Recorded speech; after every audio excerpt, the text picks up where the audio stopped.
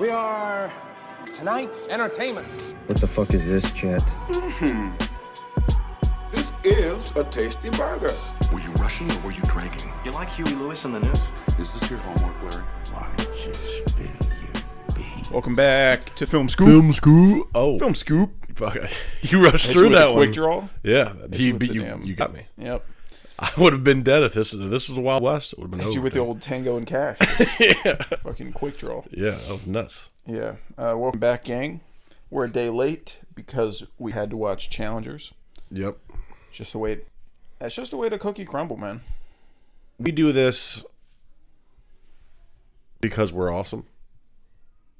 That's it, and we had to watch Challengers. Plain and simple. Not sure where you were going with that remark. We're cool because we watch Challengers. That's what I'm saying.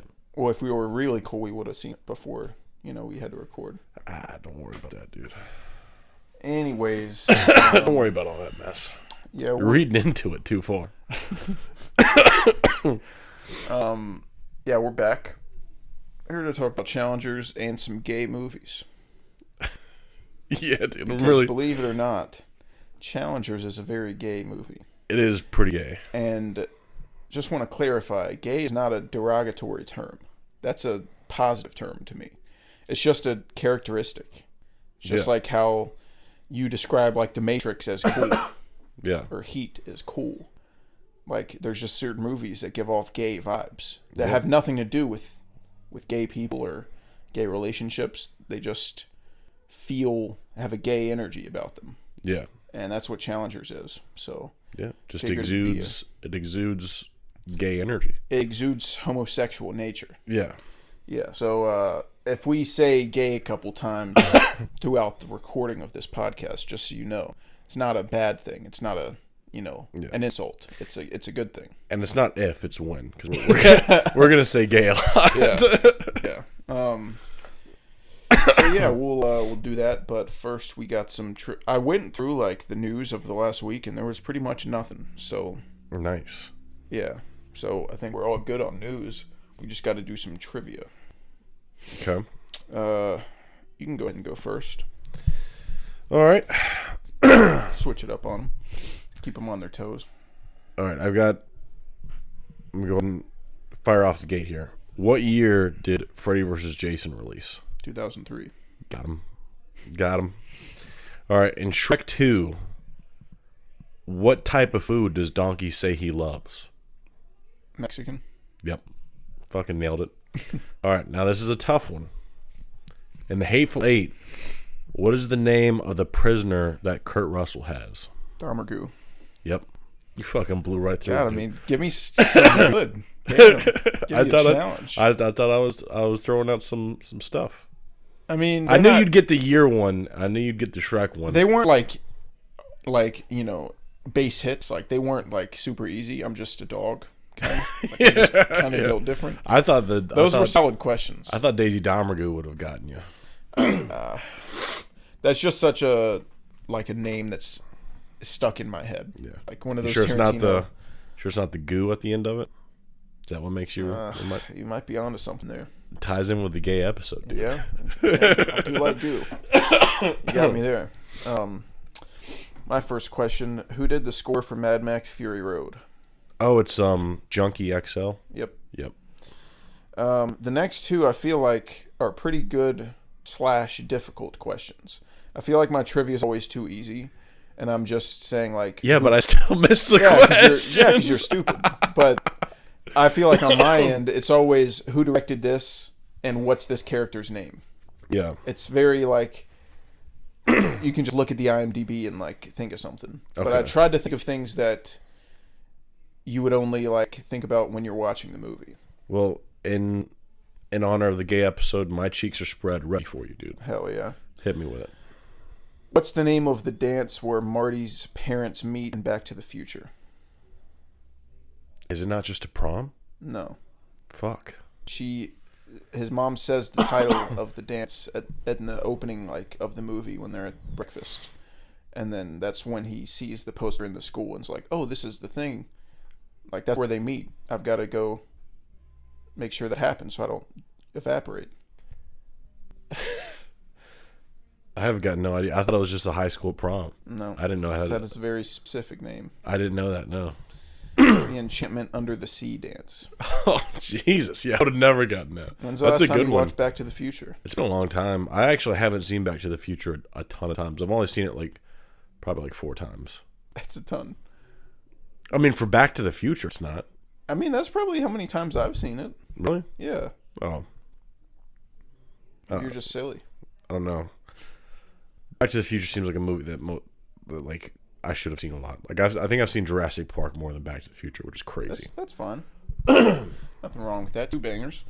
I doubt you're going to get this one either. Okay. But I thought it was a solid question. What newspaper do the characters in Zodiac work for? It's not a real paper? No, I mean, yeah, it's a real paper. It's a real case. It's real people. San Francisco Chronicle? Yeah.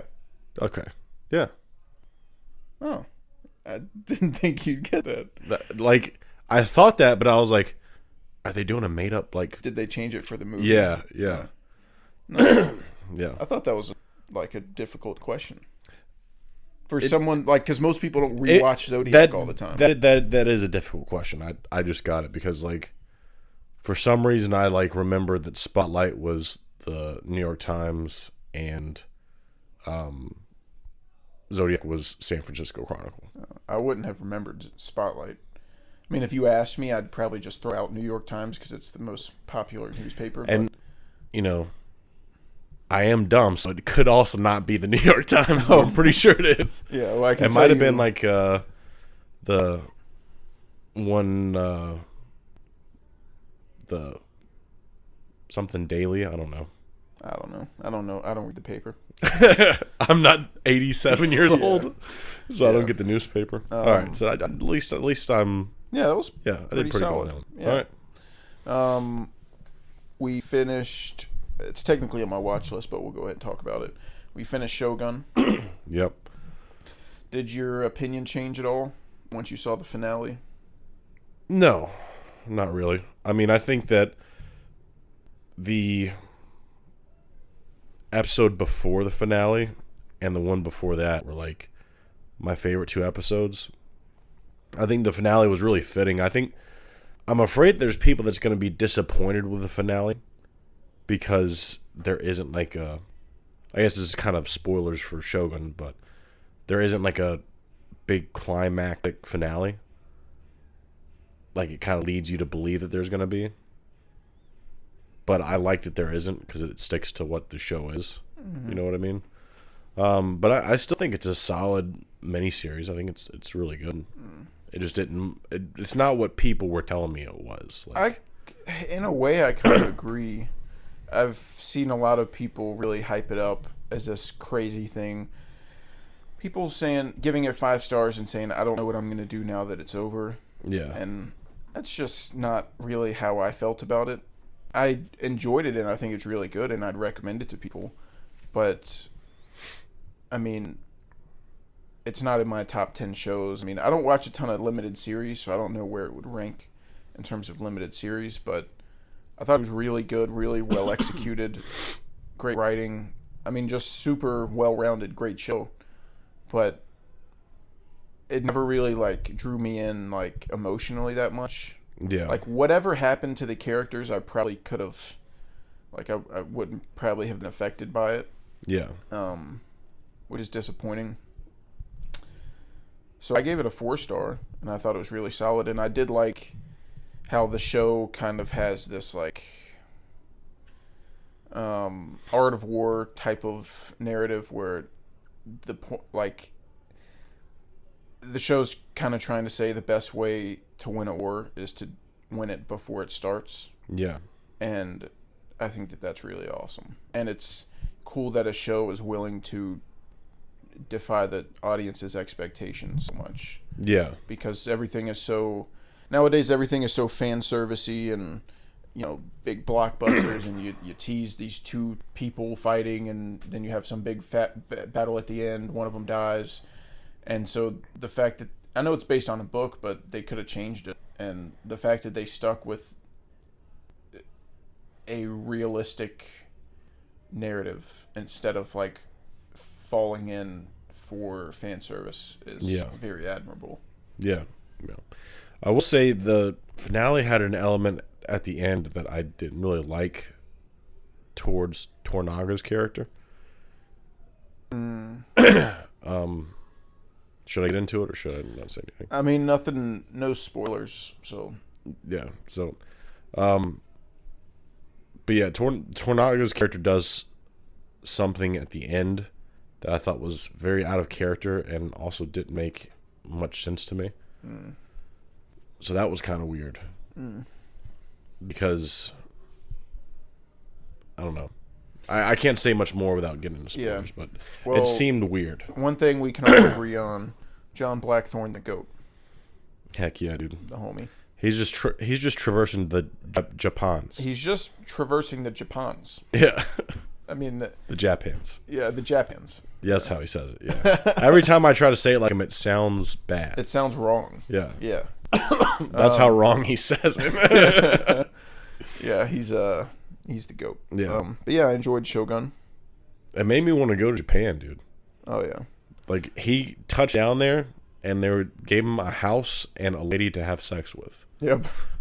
Pretty crazy hospitality. Oh, and all you got to do to maintain this lifestyle is go shoot some cannons. Yeah. I guess technically he did get his head peed on, but I'd take that for a free house. You just add it to the list of positives. Yeah. Free house. Yeah. Woman to make love to. Dude, head gets peed on. Hit the yard at that house. I'd take a face full of piss, dude. Oh, dude, I'd take a face full of piss just to live in the yard. Yeah. Like, you can stay in the house. Yeah. I'll just live right there. Give me the yard, yeah. Yeah. Such a nice yard. Yeah, such a beautiful landscape over there. Yeah. Let me ask you something real quick, though, because this is completely off subject, but I forgot to ask you about it. Cum is a gross substance, right? I mean, speak for yourself. Well, I was talking with Logan, and Your wife? Yeah, and she said that if it came down to it, she would rather have cum thrown on her than someone's boogers or snot. And I would say, give me snot any day of the fucking week. I wanted to see where you would fall on the cum or snot. Whose cum is it? It can be anybody's. Can I pick? No. Oh. It's probably not someone whose cum you want. Oh. let's go ahead and put that on there. It's someone whose cum and snot you don't want. Okay, so they're both even in that way. Yeah. Okay. Yeah. Just some homeless guy. Ooh. Yeah. He's got a... Why don't you get a goddamn job, Yeah. pal? I will say in this situation, he's not like jerking off onto you. It's just a He bucket. just has... Yeah. No cocks involved. Yeah, It's he just has a bucket cup of and he cum just or a throws bucket it. of boogers. Like how they do the people wearing fur coats for PETA. They do the bucket of blood. But it's just cum and snot. The amount of thought you're putting into this is kind of already Dude, crazy. I mean, I'm going to be honest. Like, I don't think either one is really, like, all that gross to me. That's not going to come off well, but I'm just saying, like, I don't know. Well, I don't see one as, like, more gross than the other. I don't know what would really gross me. Oh, vomit. Vomit would, like, that would gross me out. Much, much worse than cum or boogers. Yeah, because, like, I'd probably vomit if I got dumped a bucket of vomit on me. Because the smell hits you. Or feces. It's just vomit in general. Like, if you're walking through the mall and you see someone just threw up and they're cleaning it up, like, I don't want to walk close to that at all. Like, I don't want to smell it. I don't want to look at it. That's gross. So you would take cum. But, like, I see like, a booger on the wall, and I'm like, booger on the wall. I mean, what's... Like, that's no danger to me. I'd probably go boogers. Okay. But I don't think there's like... But you're not really edged one way or the other. Like, you could take cum if you needed to take cum. Yeah. I don't know why. I don't see... I'd go boogers. I'm thinking about it more now. I think I'd go boogers. Oh, now all of a sudden you're go hung I'm on team boogers for boogers. sure. Yeah, I'm part of the booger army. I've got a question for you. Hit me with it. A few weeks ago, there was a question going around talking about if you had to pick, or better yet, if you could pick, Okay. would you rather be a pirate, a knight, a samurai, or a cowboy? Seems like everyone has a different answer. I'll be honest with you, dude. They all suck. Whoa. Like, it's not fun to be. It's not fun to be any of those things, dude. Like I was watching the Sisters Brothers, like a couple months. I'd started. I'd never finished it, so I don't think I talked about it. But like in that movie, they buy a toothbrush, and it comes with an instruction manual on how to use a toothbrush. And in the middle of the night, one of their horses gets killed by a bear, so he has to walk to the next town. That fucking sucks, dude. Well, okay, you're just talking about cowboys. I agree, cowboys is the worst option. Knights suck too, dude. No, You you're got out of your plague. mind. People hate you. People hate you, and what can they do to you? You gotta Not walk shit. around. You're wearing gold-plated armor. Yeah, that weighs like 85 fucking pounds. Yeah, but you're untouchable. but you have to move. You can't just stand there, dude. You've been trained by killers. You're a trained killer in silver metal, in silver metal armor with chainmail. Dude. Are you kidding me? You get to ride on horses? You get to protect noble ladies? I definitely wouldn't go pirate. I think I'm going to go an ex-pirate. I just wouldn't like pirate because pirates are mean. Like, they have bad intentions. Like, the other three are noble. Oh no, pirates are The other mean. three can have noble intentions, and most of the time they do. But pirates are bad guys. I think I'm not a bad guy. aesthetically out of all of them, knights I think look the coolest. I definitely be a samurai. You're going There's samurai? nothing better than a samurai. You walk, you run around, you shave off the top of your head, you run around in robes with your boys, carrying blades. I mean, come on. They do have superior blades and food. Yep. And yards. Yep. Their yards are fucking Massive insane. yards. I would go with cowboy. That's just the worst one. I mean, that's just the absolute worst one. Well, I still get guns, so I got cool guns. More of a gun guy than a blade guy. Oh, blades are so much better. I can go ride a horse and rob a train, but they still also have like convenience stores that I can go to and buy stuff with stolen money. Women still don't have rights, so I can just do whatever the fuck Women don't I want. have rights when you're a samurai. You can just take your hat off and rob a place and then put your hat back on. They're like, what the fuck happened? No one knows what's going on. See, that's the thing, though. I would want to have noble intentions. Samurai are there to protect. You can be a good cowboy. Yeah, but you're describing illegal activities. I'm not saying that I would be a good cowboy. I'm just saying you can be if you wanted to. Sure. I would be a less than noble cowboy. I just say like 99% of samurais are just dope as fuck. But a large majority of cowboys, not the nicest fellas. I mean, we goof around.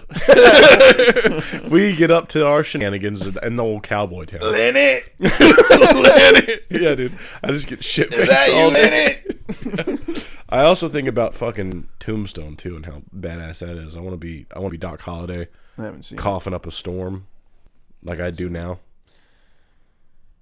Playing Red Dead 2 does kind of make me want to be a cowboy, though. Yeah, dude. Just because I feel like I'd sound like Arthur Morgan. Oh, God. Anything. I'd give anything to sound like that guy, dude. I would chop off my foot right now if I could sound like Arthur Morgan. Yeah, Shogun. Yeah. Yeah. Good. We'll get into the old watch list. Oh, to add to that category, though, if you added a spot for Gladiator, I would take Gladiators. Oh. Yeah. Because they were basically like You gotta wear primitive. I don't give a fuck. They're primitive WWE, basically. They were like celebrities. It's not like actual Gladiator the movie. Like they fought for show for like, kings. Yeah. And then like chicks were like, "Oh my god, you're a fucking gladiator." I'd be in there fucking doing the "you can't see me," stabbing a guy, fighting the tiger. Yeah, dude. I'd come off the top Come out ropes, to the Randy Orton song. put him in the walls of Jericho, dude. They're all Badass. eating their fucking. They're eating their damn mutton. Their big stick of mutton. Yeah. Playing fucking. I hear voices in my head. The fucking flames start shooting out of the ground. Oh man, they don't even have sewage, but you have a Randy Orton theme song. Yeah, they're just now figuring out aquifers. I'm playing Spotify on my phone. Oh god. Oh man. Okay. Last Wednesday we talked about it. Last week we saw Inception in theaters. We did. Sure did. Inception's one of my favorite movies. Always has been. It's incredible. And I was super excited to see it in theaters. And it didn't disappoint. It's still a 5-star. I still love it. But what this did, the realization I came to was that Interstellar's better. Which may sound like duh to most people. But to me, that was never a duh remark. Yeah. I was always under it for me. I always thought Inception used to be my number one Nolan. Like a year ago, I think I have a screenshot of my Nolan ranking from a year ago. And it was Inception, and then like the Dark Knight trilogy, and then Interstellar, and now it's completely reworked. Yeah. Because now Begins number 1, Rises number 2. I think Interstellar's 3. Ooh. Yeah. Dark Knight 4, Inception 5, Oppenheimer 6, Tenet 7. So I just realized that like seeing them back to back a week apart in theaters, like Interstellar, it's just a better movie. Like I was so much. It could have to do with the fact that I've just seen Inception so many more times than I think I've seen Interstellar. That could have been it. Your brain, when you watch a movie that you've seen so much, kind of goes on autopilot, and you're just going through the motions. Yeah. So that could factor into it, but I just felt myself so much more immersed in the story during Interstellar, and there were so many moments where I got like chills, and I cried. And Inception didn't really make me cry. There was a time, the final scene with the safe and the pinwheel and the pinwheel, like it kind of makes me tear up a little bit, but you know, the balcony scene too. The balcony scene kind of got me, but there is a lot of just like, I don't know. I don't want to sound like I'm ragging on it, because I'm certainly not. It's still my top 15 movies of all time. I absolutely adore it. But I do think in terms of the pacing, I think Interstellar is actually more well paced, and it never feels like things are getting stagnant. And Ariadne learning the world, while it is a great use of exposition, and it's a brilliant use of exposition, really explaining the rules to the audience through a character learning it, feels very natural and unforced. But when you've seen the movie so many times, it does start to get like, now we have to watch Ariadne learn for 25 minutes how all this works. Yeah. And then the mission starts. And so that can, like, I don't know. I guess that's kind of a nitpick just because I've seen it so many times and I just want the mission to start. But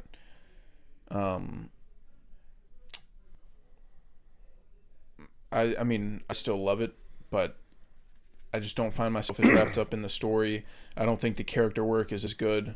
Even though I think Cobb's a solid character, and I do like, you know, his arc and what all goes on and how you find out more about him, like, as the movie goes on through Ariadne, because she's the only person who's, like, inquisitive about him and actually wants to know what's going on with him. But I just think that the Interstellar characters are so much better. The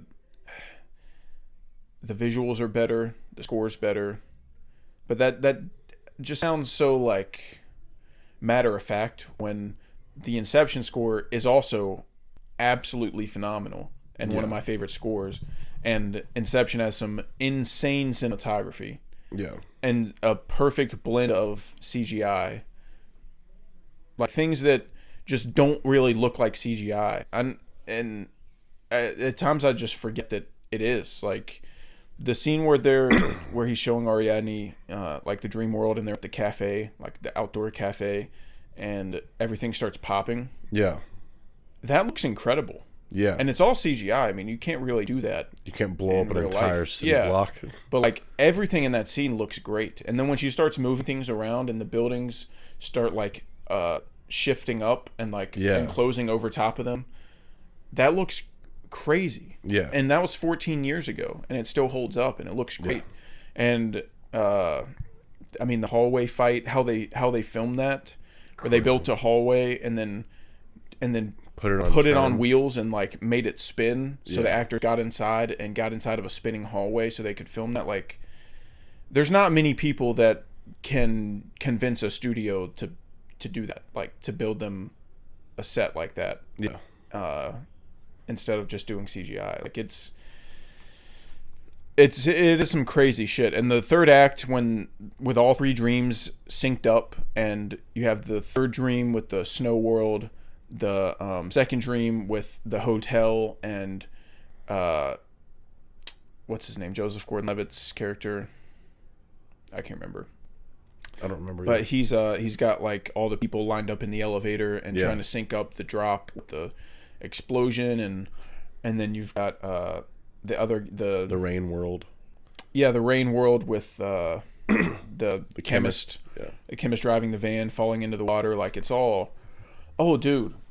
One shot that like no one ever talks about that I think is insane is when they're first about to interrogate Fisher, and it's a shot of Tom Hardy sitting in front of a mirror. And the mirror is like, it's one of those... Oh, yeah. Yeah, it's one of those like... where you get ready. Yeah, it's like a trifold mirror where like you get ready. And so there's three... You see Tom Hardy in like three different panels of the mirror. And then he sits down, and he's in all three panels of the mirror, and then it cuts to Cobb, and then it cuts back to Tom Hardy, and one of the panels is filled with the guy he's impersonating, the guy he's turning into. And I can't remember his name right now. The older guy, Fisher's like uncle. Yeah, I remember. Barry, I think. Yeah, something like that. And then it cuts back to Cobb, and then it cuts back to Tom Hardy, and then now there's two panels of the mirror filled with that guy, and only Tom Hardy's left on one. And then it cuts back to Cobb, and then it cuts back to Tom Hardy for a third time, and all three panels are filled with the guy. Yeah, like, just very subtle too. Like, if you're not really paying attention, you may miss it. And just such a cool way of showing him transitioning into the character. And late in the movie, when he switches back and the camera's panning around Cillian Murphy when they just crawled out of the pond. Yeah. And it's the guy, and then the camera goes behind Cillian's head, and when you come around on the other end, it's Tom Hardy. Yeah. Shit like that, dude. I still don't even know how they got that shot, but it's so well made. Yeah. Like, it's such a great movie. I can't believe that there's people that don't like it and think it's mid. Like, even if you think that the story isn't as and the characters aren't as layered and not as deep of a story and not super emotional, like, just for the cool factor, like how I feel when I watch The Matrix. Like, I don't care about anything happening in The Matrix. I don't like the characters very much. I'm not very invested in the story, but I still watch it, and I'm like, dude, all this shit is so fucking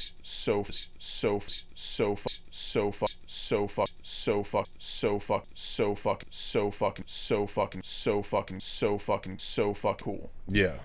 And that's how I feel like is the base minimum for watching Inception. Like, how do you not watch this and just think this is awesome? Yeah, dude.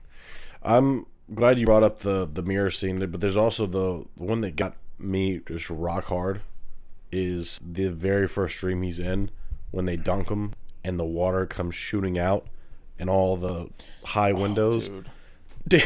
Oh my That's god, so dude. Awesome. But no, I agree with everything you said, like especially the pacing, because for some reason I remembered because I had Inception above Interstellar too. It was my number one Nolan. It's now my number two Nolan, and then my number three is Oppenheimer. My number one's Interstellar now. But for some reason, I remembered like thinking that Interstellar was like a touch too long. Probably could have ended sooner, and then there was some like slow points. But I was more connected with the characters in Interstellar, and the pacing was like they were always doing something. So I was like, what the fuck was I thinking? I must have been smoking crazy pills. I have a question. I don't know if I even know what my answer would be, but do you think Inception, because Inception only goes into the character of Cobb and Mao, and that's it. We don't know anything about Tom Hardy or Joseph Gordon-Levitt or Ariadne or the chemist or anybody. It's all just Cobb. Yeah. And do you think the movie would be better if we learned more about the team members and their lives, why they thought they should take the job, if they if they needed money for it? Is there time in the runtime to delegate to that? Would that have made it too much? No, I do think it would have been beneficial, but I mean, not all of I wouldn't have dived into all of them, but I just remembered, I think Joseph Gordon's character is Arthur. Arthur, yeah, that's his name. I think at least him, because he's worked with Cobb the most, clearly. He seems like the most connected with Cobb. And then Ariadne being new, you don't really have to do a deep dive into her motivation. Yeah, she's young, she's a student. She's learning everything. She's creative, and she wants to create that world. I guess I just mean Arthur and Tom. I don't think we need Tom. I think we probably could have actually had a little bit more time with either Fisher or Watanabe's character. I could see that, yeah. Because Tom is kind of like, we just need this guy real quick. But Watanabe is a very powerful guy. And he's willing to give Cobb like his way home, and he's like talking about how he'll always honor his word. He also almost dies, and aside from him, if he dies, he can't make the phone call for Cobb. Like, that's all that really matters. Yeah. But also with Arthur and Tom Hardy, like, they hate each other for whatever reason, which provides a lot of comedy in the movie. Them like jabbing back and forth at each other. But like they maybe could have went into why they hate each other so much. Yeah. Like what happened to cause that, relationship. I don't know, just something to make the characters feel less like they're just there to push the story along. Yeah. And more like they're actually real characters. Yeah, and comparing it to Interstellar, like I feel like I know a lot about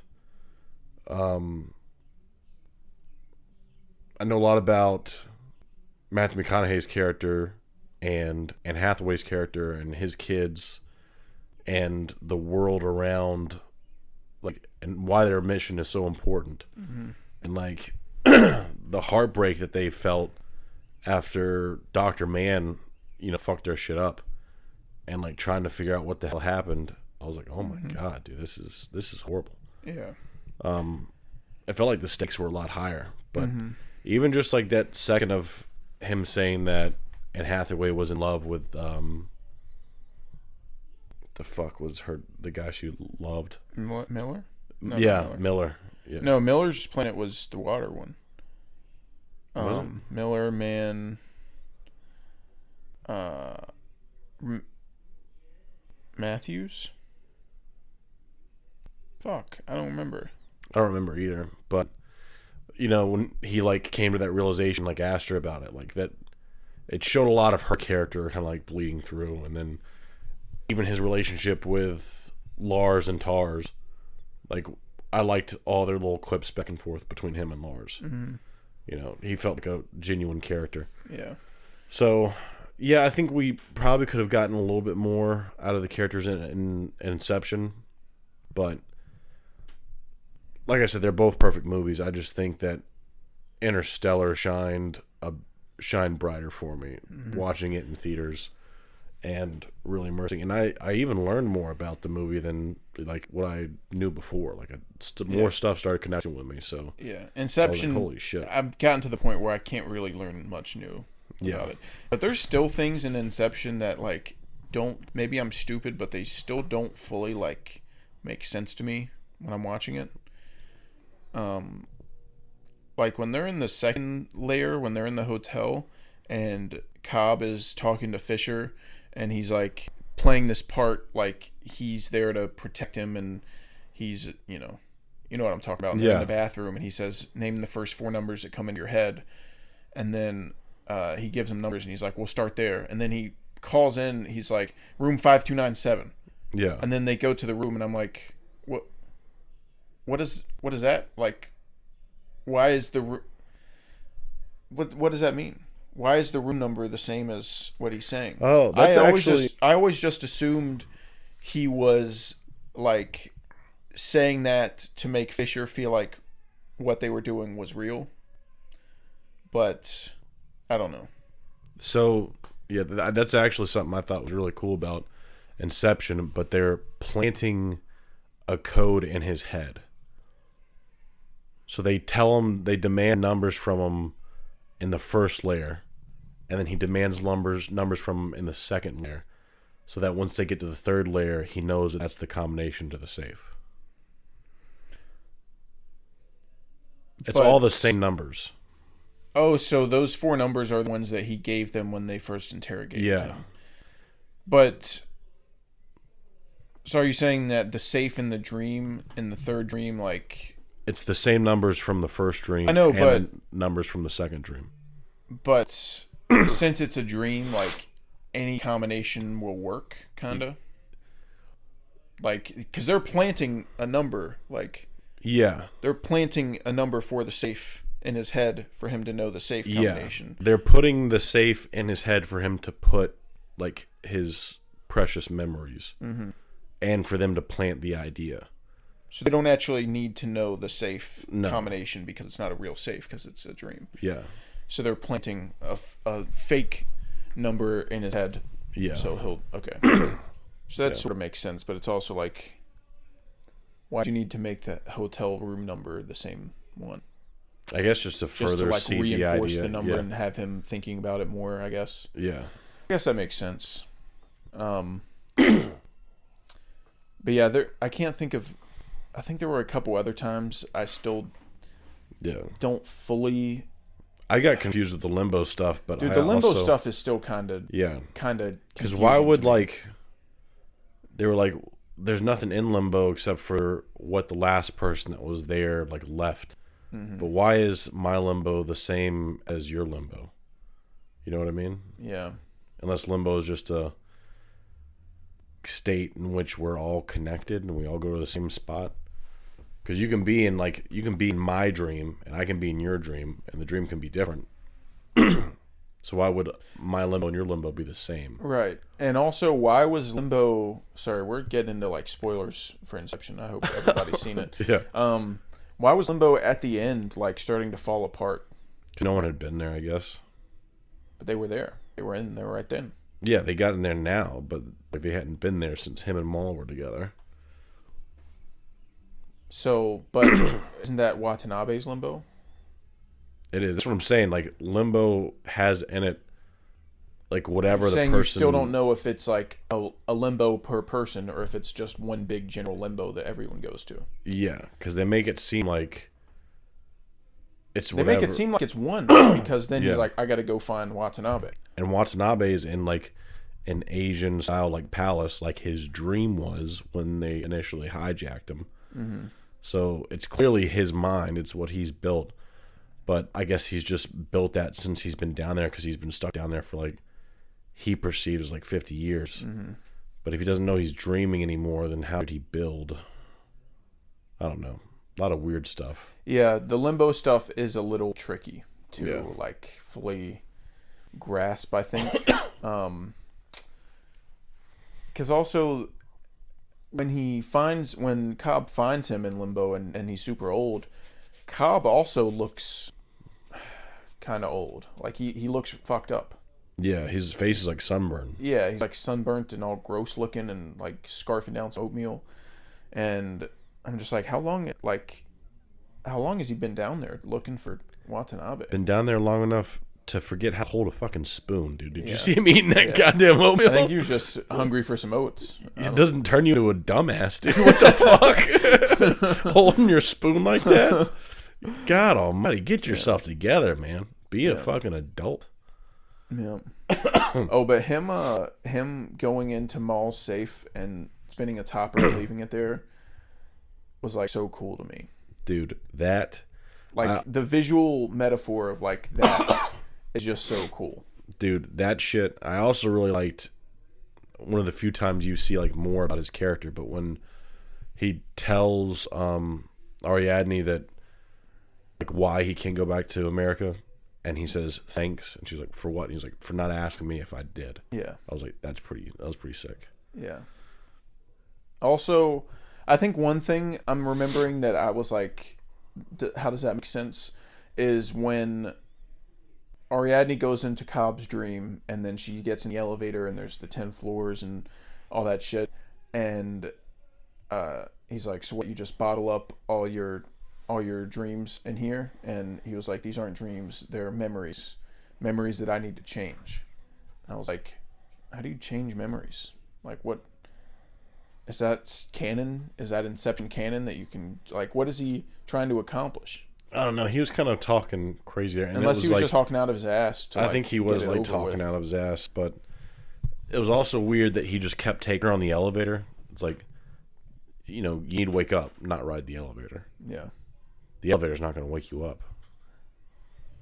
Maybe going to the top of the elevator wakes you up. I don't know. But it could be like, I think he meant they were memories because he's like, he's built them based on his memories, but they're dreams.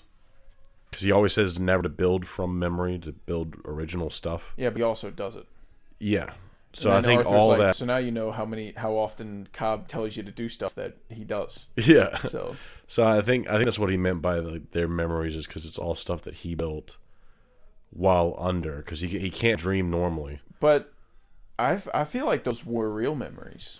Like, I feel like those were as they happened.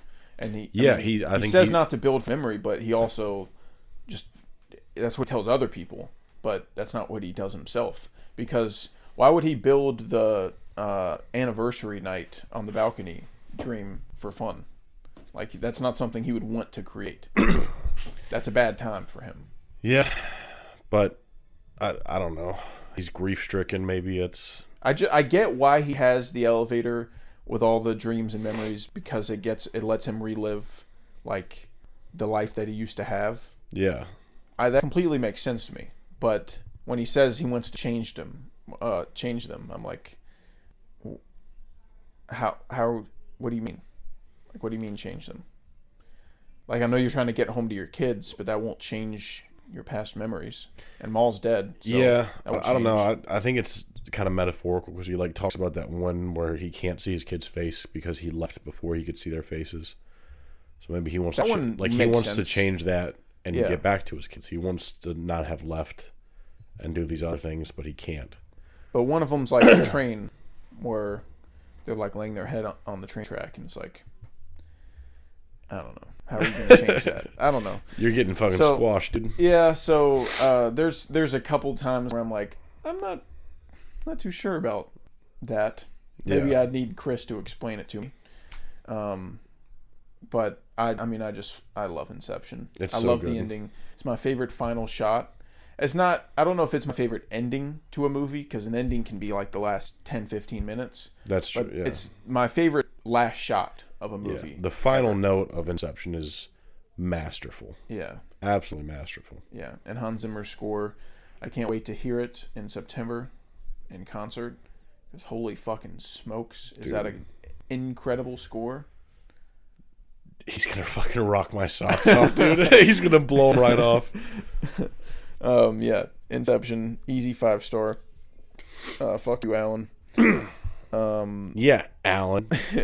I'm just kidding, Alan. You're a sweetie pie. Yeah, I love Alan, but he's just ill. Nothing. I mean, what can you do? You can't be perfect, you know? Yeah. I'm an idiot, and he doesn't like Inception. Yeah, and That's I it. like Paul Thomas Anderson. Yeah. We all got our thing. Yeah.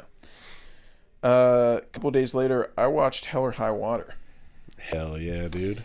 I had only seen it once, and I didn't remember anything. Hang on. Let me see if I got it. Boy, you'd think there were two of me. that was my Ben Foster. That's when Chris Pine beat that guy's ass at the gas station I love for that no scene. reason. Yeah. Well, it wasn't for no reason. He was threatening his boy. I mean, yeah, but Ben Foster started talking shit back. Could have just left. But the guy started talking shit. Lower the planes. Dude, actually, Ben Foster didn't say anything, I don't believe, until after. Oh, that's right. He was just staring at him. He was just sitting there. Yeah, he was just like sitting there with his head back, and it kind of looked like he was just staring up at the ceiling, and the guys thought he was staring at them, and he may have been, but he had sunglasses they on. came in with like really loud music, and he like started staring at them. And he was Yeah. like, "What? What do you want?" Yeah, and then he pulls a gun on him, gets out of the car, and Chris Pine just beats the fuck out of Yeah, him. Smashes you know his head what's against his funny, car. dude, is in that scene, he beats the driver and walks around the car and opens the passenger's door. He goes, "I'm not. I'm." He stop, goes, stop. "He had it coming. He had it coming." and then he like pushes him back in the car and leaves. Yeah. I was like, "God damn, dude! Yeah. You scared the shit out of that guy." I'd only seen it once, and I forgot everything. I remembered it's so good. Ben Foster, Chris Pine, Jeff Bridges, bank robberies. That's all I remembered. Yeah, And it's really good. yeah. I gave it a 4-star. I really enjoyed it. Chris Pine is so hot. Dude, he's such a good-looking chap. And then towards the end, when he's got the full blown mustache, Yeah. God dang, dude. Oh, that movie has a great ending too. Yeah, The little discussion on the porch, yeah. and then, another kind of what I was saying about Shogun, like another ending that just kind of like defies your expectations, but feels very natural. Yeah. I don't have too much to say about Hell or High Water. It's not like some crazy thing to me, but I know it made me really want to. It solid. made me want a Bronco again, dude. yeah, That was like my dream car for the longest time. yeah. And then I was like, I'll be fine. I love how real they make the bank robberies feel with having like no music or anything. Mm-hmm. Just kind of how Place Beyond the Pines did it. Yeah, yeah. Very awkward, because bank robberies are really awkward in Yeah. real life. They're not all like fucking Professional Heat, level stuff, you know? yeah. They're not all the coolest guys in the world, and normally it's really weird and awkward and funny, kind of. Yeah. So that I like how they do that. But yeah. 4-star. Really enjoyed that. And then same day did the old double feature Big time. with Back to the Future. Heck yeah. And it was time. With the Enchantment Under the Sea dance. Yep. It was just time. I don't know. I think I was driving the other day and I heard The Power of Love come on, and I was like, I think I need some Marty. Back to the Future, fun story, not really a story, but anecdote. Back to the Future was the first movie I watched that made me realize, it blew my fucking mind. Yeah. It was the first movie that made me realize that movies are made by people, and that someone wrote that movie, and it was one of the first movies where I recognized small details, and then it was like me learning and foreshadowing. Like that's basically what it was. Yeah. And I was like, that's the Enchantment Under the Sea ball. And all that shit, like I just noticed all the small little details, the clock tower, and how she's handing out the papers, save the clock tower at the beginning, and then like I just think it's a masterful screenplay that wastes no lines of dialogue. It feels like every line is perfectly meant to be there and serves a purpose and comes back into play later in the film. And it was the first movie where I was like, holy fucking shit. Like these things called movies don't just show up one day. Like just sent down from a beam from outer space. Like these are things that are made by people. Yeah. And that sounds stupid because obviously they are. Yeah. But when you're a kid, you don't look at movies like that. Movies Yeah. are just things that exist. Yeah. You don't think They- who directed this and Yeah, the thing on the disc. They put something puts the thing on the disc. So Back to the Future is a really important movie for me in terms of that. Like it really is what kickstarted my appreciation of film as an art form. And I've told the story I think before about how you got me into movies by pulling me out of school to watch Infinity War, and then I didn't know what was going on. So I went home and binged all the Marvel movies and then went back and watched Infinity War, and it was great. Which is like funny that my love for film started with Marvel movies. Yeah. But and now you fucking couldn't think of anything worse. Yeah, I mean, yeah, there's a handful of Marvel movies I could still watch, but Yeah. for the most part, I don't like them very much. But yeah, Back to the Future was one of those like, okay, everyone says that's really good, so I need to watch that. Yeah. There was like a list of, dude, when I was like 19, I just went through every classic movie ever made because I had never seen them. Like Yeah. my parents just didn't show me them. I just made a list like, okay, Jaws, Jurassic Park, Star Wars, Back to the Future, like Dude, you were Steve Rogers waking up. With Yeah. your notepad. yeah, I know, exactly, yeah. Wi-Fi, yeah. Yeah. It was crazy, dude. So Back to the Future was one of those where it's such a great movie for people that aren't into movies to watch too. Like anybody Yeah. can enjoy it. It's for everybody. You Yeah. can be super into movies like us and really appreciate it, or you can just be a casual and watch it and think it's a ton of fun. Yeah. So either way, you know, you're having a blast. How often do you go back and check out Back to the Future 2? I've only seen it like once, maybe twice. I don't really get the itch for 2. I definitely don't get it for 3, but I don't really get it for 2. I've never actually seen 3 all the way through. Oh. But I've been thinking now that I just rewatched 1, I should probably watch the other 2 pretty soon Yeah. so I can compare them. But I like it. I think him going to the future is really fun. Yeah. So I do want to watch that soon. But the whole Western thing never really intrigued me too much for a Back to the Future movie, but I'm definitely gonna watch it, like give it a legit watching. Yeah. Because I'm sure it's still great. But Yeah. Hit me with your best Great Scott. I could probably do a better Marty than a Great Scott, but I'll try. Great Scott! That was pretty good. Do you have a Marty? My Marty sounds more like a Morty than Oh a jeez. Marty. Ah, jeez, Doc. I'm late for school. Are That you was telling fucking- me? That was just Seinfeld. Are you telling me it's 8:45? That's good. I like that. I like that.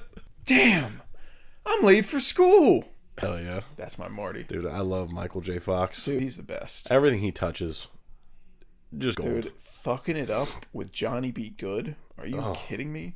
Animal. The callback of him trying out at his school with his band, and then Huey Lewis, the Huey Lewis playing his school principal, and he goes, "I'm afraid it's just too darn loud." When he's playing his song, and then later in the movie he gets to actually play, and then he leaves that first scene by talking to his girlfriend, and he's like, I don't think I'll ever be able to like play in front of anyone because like no one likes what I play, and maybe I'm not any good.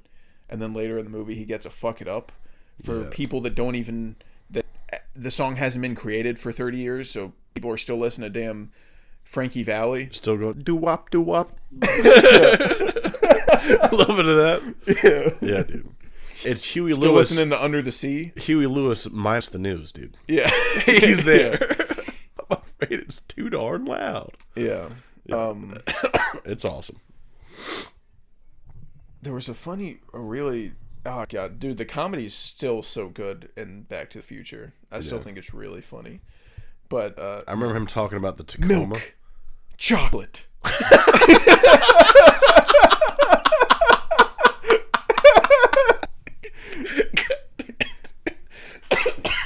a peeping Tom. Dude, anything involving milk makes me laugh now because of how often I get made fun of for drinking milk. Dude, that's so funny. Like George trying to be a badass, Yeah. but he doesn't drink, so he asks for chocolate milk. Chocolate. Oh God. Oh man. Oh yeah. George, like he's trying to get his dad and his mom to like get together. Yeah. You know, that's the whole point of the movie. And George is like being a pussy, and he's like, I can't ask her out to the dance because I'm gonna miss the sci-fi marathon. And he's like, God, it's a wonder how I was even born. Something like that. Yeah, it's just, God, it has such a sweet ending too. Yeah. And then him, Doc showing up, Marty, we gotta go to the future, Marty. Scott. It's your kids. Something has to be done about your kids. It's your kids, Marty. Oh man, Yeah. roads. Where we're going, we don't need roads. God, that's so Classic. fucking Flux awesome, capacitors. dude. Yeah, I mean, it's everything you need. yeah. God, I mean, it's on the wall. They made it to the wall. That's all you need to know. Yeah, if it's on the wall, I mean, Yeah. you're big time. You're in the big leagues if Yeah. you're on my wall. So, yeah, I love Back to the Future. Perfect movie. If you don't like it, you have something wrong with you. Yeah. You should seek help. Yeah. There's nothing to not like about it. And next day, I watched and you watched Mad Max Fury Road. Yeah, dude. Because I wanted to watch it really bad, but it's your favorite movie. Yep. So I would be a scummy person if I watched it without you. So I waited until you could watch it. And the reason I wanted to watch it so much is because I just finished reading Blood, Sweat, and Chrome, which is about the making of Mad Max Fury Road, which is notoriously one of the most hellish productions of a film ever. Yeah. And the book is absolutely incredible. Anybody who's a fan of Fury Road needs to read it. It goes over everything you could possibly want to know about the making of it. And it's so refreshing hearing like the actual truth from the source of the Yeah. people that made the movie, and not so much of Hollywood like information is just rumors, like, oh, we heard that this happened, and oh, these two didn't get along on set. There's no actual proof, there's no videos, there's no like, it's all just he said, she said. Yeah, they try to keep everything like hush hush. Yeah, but with this book, like, they're interviewing everybody. He got interviews with George Miller, Tom Hardy, Charlize Theron, the whole cast, the whole crew. So there's room, like, everyone knows that Tom Hardy and Charlize Theron didn't get along, and like during the filming of that movie, which you never really know for sure. Like, that could have just been like they had an argument one day, and then people just took that and ran with it. Yeah. And like, actors get in arguments all the time. They're Yeah, it's working. not that big of a deal. Yeah, but like in this case, they really didn't get along for majority of the shoot, and they go into like what happened, like specific things that really pissed each other off. And for the most part, in terms of that, it was mainly Tom Hardy showing up. He was showing up late, like every day, Shit. which I'm a big Tom Hardy guy. I can't approve of that. Yeah. I can't give that the old stamp of approval. He's being a little stinker. I think it's uncool. But they said he had an 8 a.m. call time, and everyone on the set basically knew like if it was a morning call time, Tom just wasn't going to show up, like Jesus until he Christ. wanted to. So he would stroll in at like, I think they said he came in at like 12, so like Oh my 4 hours God. late. And like Charlize is there at 8 in the car, in the war rig, like ready to go. All vehicles are there. Everyone's in costume, and they can't do anything because Tom's late. No. And so that was one thing that like really made Charlize mad, because she's such a professional. Yeah. And she takes her job very seriously, and she's there on time every day. Yeah, waiting in the desert. Yeah. That's something else. She's standing in the fucking desert, dude. Yeah, so after enough times of it happening, she finally like yelled at him, and she was like, somebody find this son of a bitch for every 10 minutes, for every minute he cost us, like, by being late. And Tom was like, the fuck did you say to me? And just had this like ego off, and so they didn't get along. Tom also apparently wasn't the nicest to George Miller because he didn't understand what the movie was. Like, he didn't really understand what George was trying to do, because no one knew what George was trying to do, because he's trying to do something insane. Yeah.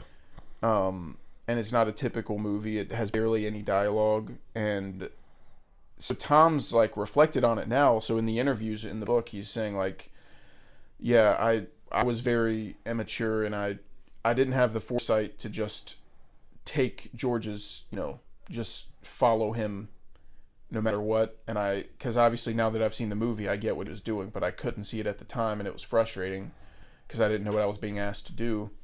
And so not a huge portion of the book is about that, though. I mean, it's only like a chapter. A lot more there's only like a chapter about Tom and Charlize and them not getting along.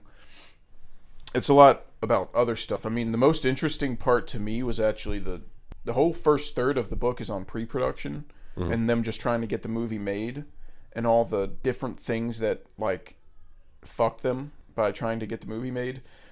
He first had the idea for Fury Road in the 90s. Oh my God. He wanted to do it in the 90s with Mel Gibson.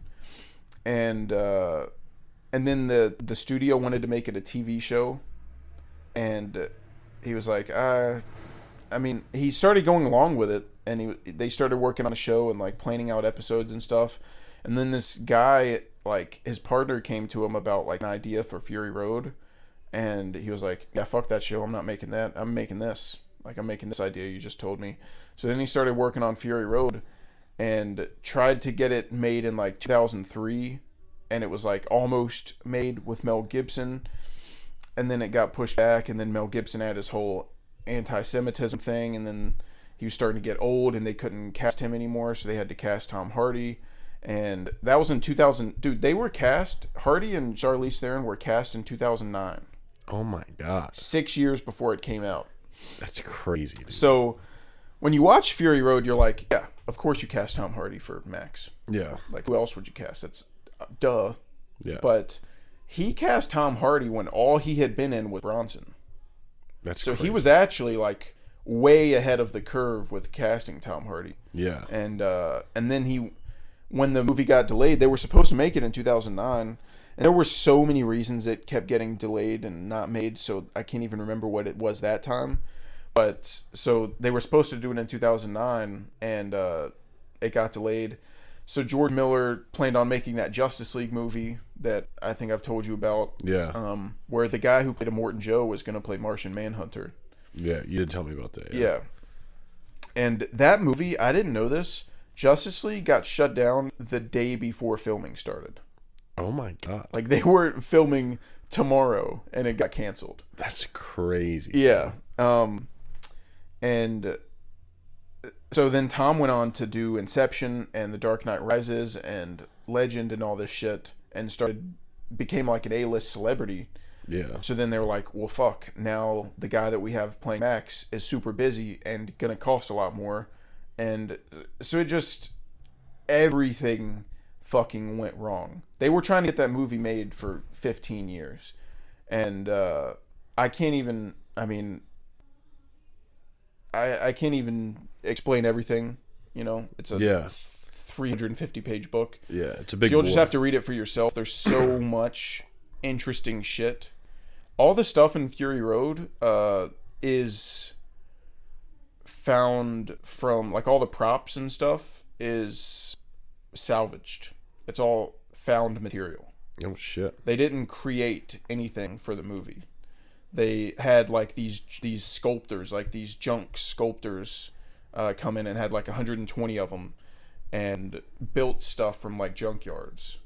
Because he wanted everything to feel like natural to the world and feels like something that those people in their circumstances could build. Yeah. And he said everything in the movie needs to have a purpose. Like, if your vest has a hole in it, you need to tell me why it has a hole in it. Like, who shot you? Why is there a hole in your vest? And just every, like, finite little detail about the movie. Like, it's absolutely I mean, it's absolutely ridiculous. They have a whole chapter on like the guitar that the Doof Warrior has. Oh my god! Talking about how hard it was to make the guitar, and how how long it took, and then George Miller shows up, like, and they're so excited to show it to him because they think it's awesome, and they think he's gonna like it, and then he's like, "Oh yeah, this is great! I can't wait to hear it play." They were like, Sir? What? It's like, you mean like the guitar that's going to be surrounded by 30 monster trucks needs to play sound? Like, it's not going to be in the movie. They won't be able to hear anything. And he was like, of course it needs to play. Like, what? It's a guitar. This is real. Like, this is a real thing we're making. So they go on like this whole chapter complimenting this guitar, and then the actor who played the guitar, they got a real guitarist to play the Doof Warrior. And it's so funny because it's like a whole chapter of them talking about how hard it was to make, how awesome they thought it ended up. And then the final sentence of that chapter is that guy who had to play it, and he said, "It was the shittiest fucking guitar I ever had to play in my whole goddamn life." Because it had like no good way to hold it. Yeah. Because there was like two necks on the guitar. So it was so funny, like, hearing him shit on it after hearing everyone talk about how much work they put into it. But yeah, I don't want to spoil like everything that. No, I really want to read it. There's a lot of stuff that like I want to know about. Genuinely, I was nervous about reading it because I'm not really a nonfiction guy when it comes to books. I tend to get disinterested. Yeah. When I'm reading about something I could just YouTube. Yeah. I like fiction most of the time. But this book, I mean, I read it in 4 days, and it's a big book. Yeah. And I just flew by because every single chapter that they go over is so interesting. Heck yeah. And there was this one story before I move on from the book. There was this one story about how that place that they lived in, like, they're shooting in the desert, so they have to live there for 9 months while they shoot. Yeah. And they're living in this shithole town that has like insanely high crime rates. Jeez. Like this little town with barely anyone in it. People get mugged all the time, and specifically people in movie crews get robbed all the time because people assume that they're rich because they're a movie. So they were living on Fury Road. Yeah. And so they would tell stories about like going out to restaurants at night and blah, blah, blah. And you had to stay in groups because if you go alone, like, you'll get mugged and all that stuff. And this guy on the crew had this like really nice jacket, and he went into a bar and asked the bartender, like, hey, will you like hold my jacket for me? Like, there's nowhere for me to really put it. Could you put it behind the bar? And he was like, yeah, of course. And then when he goes to leave, he's like, hey, could I get my jacket back? And the guy was like, that's my fucking jacket now. And he was like, oh my god, dude, you're joking, right? And he's like, no, get the fuck out. It's my jacket. And so he went to I think his name's Nathan Jones, who plays Rictus Erectus. Oh my god, he's the biggest guy he knows. And he was like, dude, this guy's stealing my jacket. Like, will you go fucking talk to him? Like, go show him who's boss. He's like, yeah, I got you, of course. And then he goes in there, and then like three guys at the bar surround Nathan Jones. And then so once that happens, there's like 25 skinhead war boys that show up behind Rictus Erectus in the bar. Because it's the people making the movie. Yeah. So they're all bald. they're all bald and pale. Yeah, they're all war boys, and they go stand behind Nathan Jones, and then the dude's like, well, fuck, here, you have it back. Like, here's the jacket. And I just thought that was like the funniest story you could possibly imagine. I just imagine they really like Rictus walking a bar and like, you ready to die over this jacket? You ready to fucking die over this? You ready to witness me? Witness! He fucking spray paints his mouth before he walks in there. Dude, they were like, George Miller really got the entire cast to like buy into their characters and almost live in the character's skin for like 9 months. They had all the cast treat the actor who played Immortan Joe like Immortan Joe. And like when he was walking through the streets, like after work. Did the fucking... Yeah, they did the cross thing. Oh my god. And they would go, Immortan! And Immortan! yeah. It was the funniest shit hearing them talk about how much all of them like actually bought into it and treated like it was like the real characters walking around. Yeah. It was so funny, dude. Everybody needs to read it. Like if you love Fury Road, you're doing yourself a disservice not reading that book. Like it has so much interesting things you can learn about the I'm making so of the excited movie. to read it. And like I said, I'm not a nonfiction guy, but like, holy shit. I was as glued to that book as I was to Project Hail Mary. Jesus Christ. It's ridiculous. So now that spiel's over, so that's why I wanted to watch Fury Road so much, because I just finished Blood, Sweat, and Chrome, and I had only seen Fury Road, I think, once. That's insane. Which is crazy. Dude. But I think that was my 6th watch of Fury that's Road. insane. There was one day, like, I came home from work, and I just fucking put it on the TV, dude. Yeah. I was like, dude, I already want to rewatch it. And we just watched it. Now that you just talked about Blood, Sweat, and Chrome, I want to watch it. Dude, I want to watch it now. You should get the audiobook and listen to it on your way to and from work. Yeah. And you could finish it in like a week and then rewatch Fury Road. Like, it is so fucking cool. But I wanted to rewatch Fury Road, and I mean, I already knew it was great. Like, it didn't really, like, change too much in my opinion. I already thought it was a masterpiece, but I did say when we did our John Wick episode, we talked about John Wick 4 and how I think it's the best action movie of all time. And now, like, when we made that list, I said this is easily my favorite action movie of all time, John Wick 4. Like, it's not even close.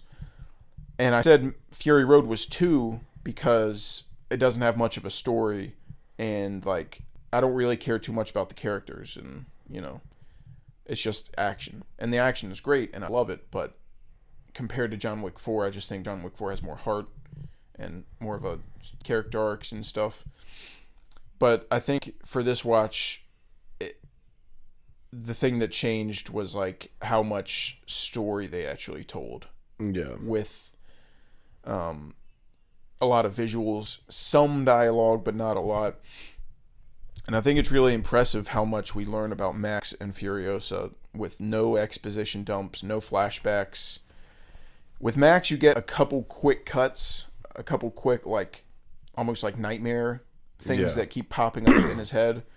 But very quick stuff. Nothing stupid, nothing, you know, no exposition dumps. And it's kind of a movie that you can watch muted. Like, you could watch Fury Road muted and kind of get what's going on. Yeah. And that's insane. Like, that's kind of the pinnacle of filmmaking when you think about it. Yeah. If you can make a movie that can tell a story just visually, you've kind of achieved, like, greatness. Yeah. And you don't want to watch it muted because of the great sound design and score and, you know, everything that's going on. It's better if you can hear it, but you could certainly watch it muted and have a good time. But yeah, I like Max and Furiosa a lot more now as characters. I think that they are really layered characters. I like Max's arc. Yeah. And the action, dude, is just... It's incredible, dude. I mean... I forgot about how, like, good certain sequences looked. Like, when we rewatch it, again, I've seen it, like, a ton of times, but, like, I always forget about the storm sequence looking so fucking good, dude. Mm-hmm. It looks incredible. Yeah. Yeah, I mean, it's just absolutely gorgeous. Yeah. It's a gorgeous movie. And, like, thinking about planning out action, I think the movie's 2 hours long, and I'd say it has an hour and 20 minutes of action, probably. Maybe there's, like, 40 minutes towards the end of the movie, second half, where it slows down a little bit. But there's a good hour and 20 minutes of action. Yeah. And thinking about choreographing action, 120 minutes worth of action, just driving in the desert. Dude, do you know how difficult that is to create new situations. Yeah. Dude, the second someone showed me, like, oh, this is what I was thinking, and they slid, like, a drawing of a polecat to me, I'd be like, all right, quit. Yeah, there's a chapter about the polecats, and, like, how everyone, when they saw that in the storyboards... Oh, that's another thing that they talk about in the book. The movie didn't have a script. It was strictly storyboards. Oh, my God. He storyboarded every frame of the movie for, like, years. Jesus Christ. So when someone asked what the movie was about, he was like, well, come to my house. I'll show you the storyboards. I'll show you the movie. And he had the storyboards, like, lined up on walls where you could, like, walk around the room and, like, all the way down until you got to the end. So there was no script, which is a part of the reason that no studio wanted to fund it. Yeah. And a part of the reason it took so long to make, because they were like, where's the fucking script? Like, what's the movie? You gotta come These are to my just house. storyboards. And he was like, that's the movie. That's the storyboards. Yeah. But when the, like, set designers and, like, the choreographers saw the polecats in the storyboards, they were like, okay, so obviously that's CGI. Yeah. Because you can't do that. You can't have guys on sticks riding on cars in the middle of the desert. And then George was like, what do you mean? Of course, no. What is the CGI? Get to build a stick. What the fuck are you doing? Well, I asked you for 20 sticks. Not for your fucking opinion. Yeah. And there was an interview. I don't remember who the director was, but it was a notable director, and they said watching Fury Road makes me want to quit filmmaking. Just thinking about how difficult it was to make that movie makes a director want to stop doing it. Yeah. And that's how I feel. Like, when I watch Fury Road, I'm like, I'm never making a movie. I'm just never doing that. That looks like a nightmare. Yeah. Oh, also, the studio, like I told you I think it was last episode, they shot the movie in narrative order. Oh, yeah. But they couldn't do the beginning and end. So they did shoot it in order, except for the beginning and end. Those were saved for the end of the shoot. Mm-hmm. But the studio some fucking dickhead in a suit showed up 4 weeks before the ending of shooting. And he was like, yeah, y'all spent too much money, so we're cutting it here. And he was like, we haven't filmed the beginning or the end yet. Like, what do you mean? Yeah. And he was like, I don't care. Like, we're done. And so he was like, okay. I mean, we don't have a beginning and an end. So then the studio kept asking for like cuts. Like, they wanted to see like a rough cut of the movie. And then the studio executives were like, the fuck is this? Like, what's happening right now? It's what you told me to make. He's like, yeah, we don't have a beginning or an end. So they hated... Dude, there was like a civil war in Warner Brothers between people who thought the movie... Like, executives who thought the movie was the worst thing that's ever been created, and people who thought it was a masterpiece. Like, it tore Warner Brothers apart. That's crazy. Because nobody agreed. It separated the W and the B, dude. Exactly. Yeah. So eventually Warner Brothers got a new president, and he came in a year later, a year after filming was done. Everyone had moved on. Actors were on different projects. Like, they were just editing, and that was it. And a new director for Warner Brothers came on, and he was like, so how does it start like this? Like, why is there no beginning or end? And he was like, they didn't let us film it. And he was like, oh, we'll go film it. And he gave them money to go film it a year after the movie was done, like done shooting. Oh my God. They went and like Charlize Theron had to wear a wig because her hair had grown out already, and she couldn't cut it because of another movie. So the whole, like, the beginning and the end of the movie was filmed a year after it was done. That's which crazy. Is just, it was crazy. And I can't even, there's so much I want to say about Blood, Sweat, and Chrome because I just enjoyed it so much, but I can't. Like, just go read it. I'm so happy it got made, dude. Dude.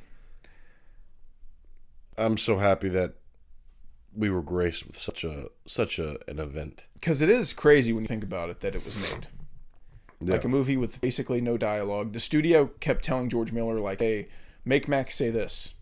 Like, this is what a hero would say. So, like, make him say this. And he's like, no, not doing that. Like, it's time to put the Fury in Fury Road. My name is Mad Max, and we're on the Fury Road. My name is Max Rockatansky. And I'm commandeering this war rig. Yeah, the executive just did not get it. They probably did, and they heard Tom Hardy's American accent, and they were like, never mind. I still can't tell if he was trying to do an Australian accent in that movie or not. Yeah, he doesn't say enough for me to figure it out. Yeah, his 3 lines didn't give enough. Furiosa, we gotta turn this thing. We gotta turn this thing around, man. I don't know, Furiosa. We gotta. I think I got a virus or something. Got a parasite or something. Fucking Tom Hardy, dude. Fucking. Anyways, Fury Road absolutely blew my socks off. I remember you had to get up and do something, and we paused it, and it felt like we had been watching it for 20 minutes, and it had been an hour. Yeah, we're halfway through. It's a fucking high-speed adrenaline blows shot straight by. to the vein. It has some of the most ridiculous pacing I've ever seen in a movie. All right, a couple little technical difficulties right there. Anyways, yeah, the pacing's incredible, dude. I fucking love it. When I watched it in theaters, I watched it in fucking Brassfield, dude. That's just a tragedy. It was horrible, but if you guys don't know what Brassfield is because it's a local theater, but imagine like the biggest shithole you could possibly think of, like horrible seats, small screen, smells like cat piss. yeah, it was bad. It was it's a terrible place, but it's where for some reason where I decided to watch it's where like everyone went for movies. It's where I always went. It was Yeah. close to where I lived. So I went there, watched it. I fucking loved it. I felt like I was in and out of there. Wife hated it. Sister hated it. I like that they hate it. You know, it's my fun time. Yep. And you can't have it. Yeah. It's for the boys. There was so much I forgot in the movie that I just think is gnarly as shit. When Furiosa yanks Immortan Joe's face off, God, she puts the chain in the tire and Yeah. it pulls his face off, and she says, "Remember me." In the second half, when they're going back and the dirt bike people they're flying over the war rig and dropping grenades midair dude. over the war rig. That's the coolest shit I've ever seen in my life. Yeah. I mean, And that's then the it gnarliest catches shit. on fire, and they Yeah. drop the fucking ram down to knock the sand on to extinguish the fire. Mm-hmm. Good griefus, dude. Good griefus. Dude, that second portion of the movie where like the wives start chipping in and like helping and like kind of fighting, and Max is on top and like protecting people, dude. The hand-to-hand combat doesn't get enough credit either. Yeah, dude. The Fight between Max and Furiosa at the That's beginning. what I was just about to say, dude. When like there's the gun on the gas tank, and then like he's reaching for it, and they pull his legs. Yeah, he's chained to Nux, and then that chain is passed through a car door. Mm-hmm. So like he walks over there holding Nux and the car door, and like they'll be fighting, and she'll get up and run towards the gun, and he'll pull the chain. Yeah. To fucking trip her. Yeah, he'll use the door to block the weapon. Yeah. Dude, it's so like there's not even any cars or anything. It's not even like Mad Max action. It's just hand-to-hand combat. Yeah. But it's so intense. Yeah, they use the environment so well. You can tell he storyboarded that whole movie because not a second of the movie feels rushed or sloppy. It feels like every single move in the film is like calculated. Yeah. And it seems like George Miller kind of went with like a David Fincher route with Fury Road. You know when Nux says, "Oh, what a lovely day." Yeah. There's a little thing on his dashboard. The bobblehead? The bobblehead, yeah. And apparently George Miller pissed everybody off on set getting that take because he filmed that take of the bobblehead for 2 hours. Oh my God. Because he said he wanted it to look like the bobblehead was nodding yes, agreeing that it was a lovely day. What a fucking psycho, dude. Yeah. What an absolute And I'm thinking like, I mean, I get that. Like, I get why you want it to look like that, but how does it take 2 hours to make that happen? Yeah, it's a bobblehead. It just seems like just flick it up and down and it'll bobble up and down. And the actors kept getting frustrated with George because he would only need like a couple seconds of a shot, and then the second he got the shot done, he would just end the scene, and the actors got frustrated because they were like, can we finish the scene? Like I'm doing, like, there's a whole scene on paper, but he needs a shot of like Furiosa grabbing the steering wheel. Yeah. And the second she grabs the steering wheel, he's like, cut. And she's like, God damn. Like Give I'm me a trying to second get here, yeah. into a real place here, and you're cutting it before I even do anything. So, but that just goes back to my point of like, the whole movie, every shot just feels so calculated and planned out and necessary. Yeah. And it also, the movie has a sense of humor that I don't think I noticed the first time. I love when toward the beginning when Rictus tries the milk. Dude, They have like these women that are creating breast milk for for Immortan Joe to drink. Yeah. And Rictus, obviously, as you know, as the bro, yeah. as the protector of the Immortan, he has to try the milk, make sure it's not contaminated. Yeah. And he takes a sip and he holds it up and he goes, "Oh." Dude, To let Immortan know, of course, that the milk is safe. Just, I found out We busted out laughing when he did that. I found out that there's some people that thinks that he said moo whenever he drank the Maybe he milk. did. He went moo. Dude, maybe he did. If he did, that's the funniest thing I'm gonna ever think of I saying. wonder what the subtitles say. Fucking say moo after you drink breast milk. Well, I know. I doubt he knows what a fucking cow is, dude. Yeah, that's a good point. So he definitely didn't say moo, but the Also- thought of that is hilarious, and him just going, that's fucking great. Like that got him so hard Yeah. drinking that milk, dude. And later in the movie, Mad Max shoots. Well, actually, it's Furiosa that does it, but when she shoots out the light and it blinds that guy, Yeah. and Hold he's the like, flare. he's like, hold the flare, and they're like, we are. He's like, where is it? And he's like, it's right in front of your eyes. It's closer, and he was like, it's right in front of your face. And he goes, ah! Yeah, dude, Realizing he's now blind. It's the funniest shit I've ever seen. and then, Immortan pumping up Nux. Yeah. He gets on the war rig and trips and falls. And he goes, mediocre. Dude, I also talked about how it's so funny how Immortan Joe's just a big fat guy, but he puts on this like chest plate that makes it look like he's ripped. Dude, I was going to say, like, I'd found out through watching the movie I need a clear chest plate Yeah. to wear under And my Carl, clothes. like, should we?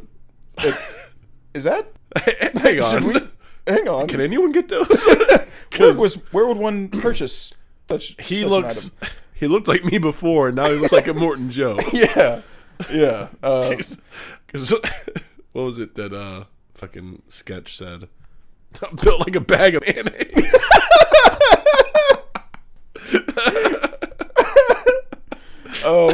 But yeah, the comedy is something that I didn't like pick up on the first time. Yeah. But yeah, I have a new appreciation for the movie. I already loved it, but I just think it got so much better on rewatch, and like I said, I already want to watch it again. Yeah. Like it's crack. The movie is crack. And I can't wait for Furiosa. Comes out in less than a month. And Furiosa, oh yeah, I forgot to mention that. He had it may feel like Furiosa is like okay, Mad Max Fury Road was good, what can we do now kind of thing. Mm-hmm. But Furiosa he wrote back in 2003, like when he wanted to make Mad Max for the first time, and he planned on making it an anime.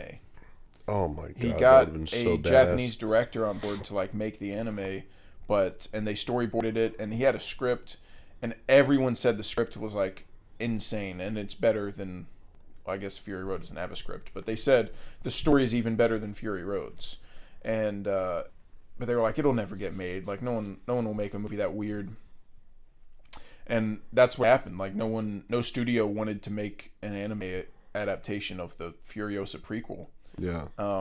But now it seems that Fury Road has been such a success, which it wasn't like a crazy success at the box office, but it did make some money. It made some profit, and I think it probably did really well with like streaming and Blu-ray sales. Yeah.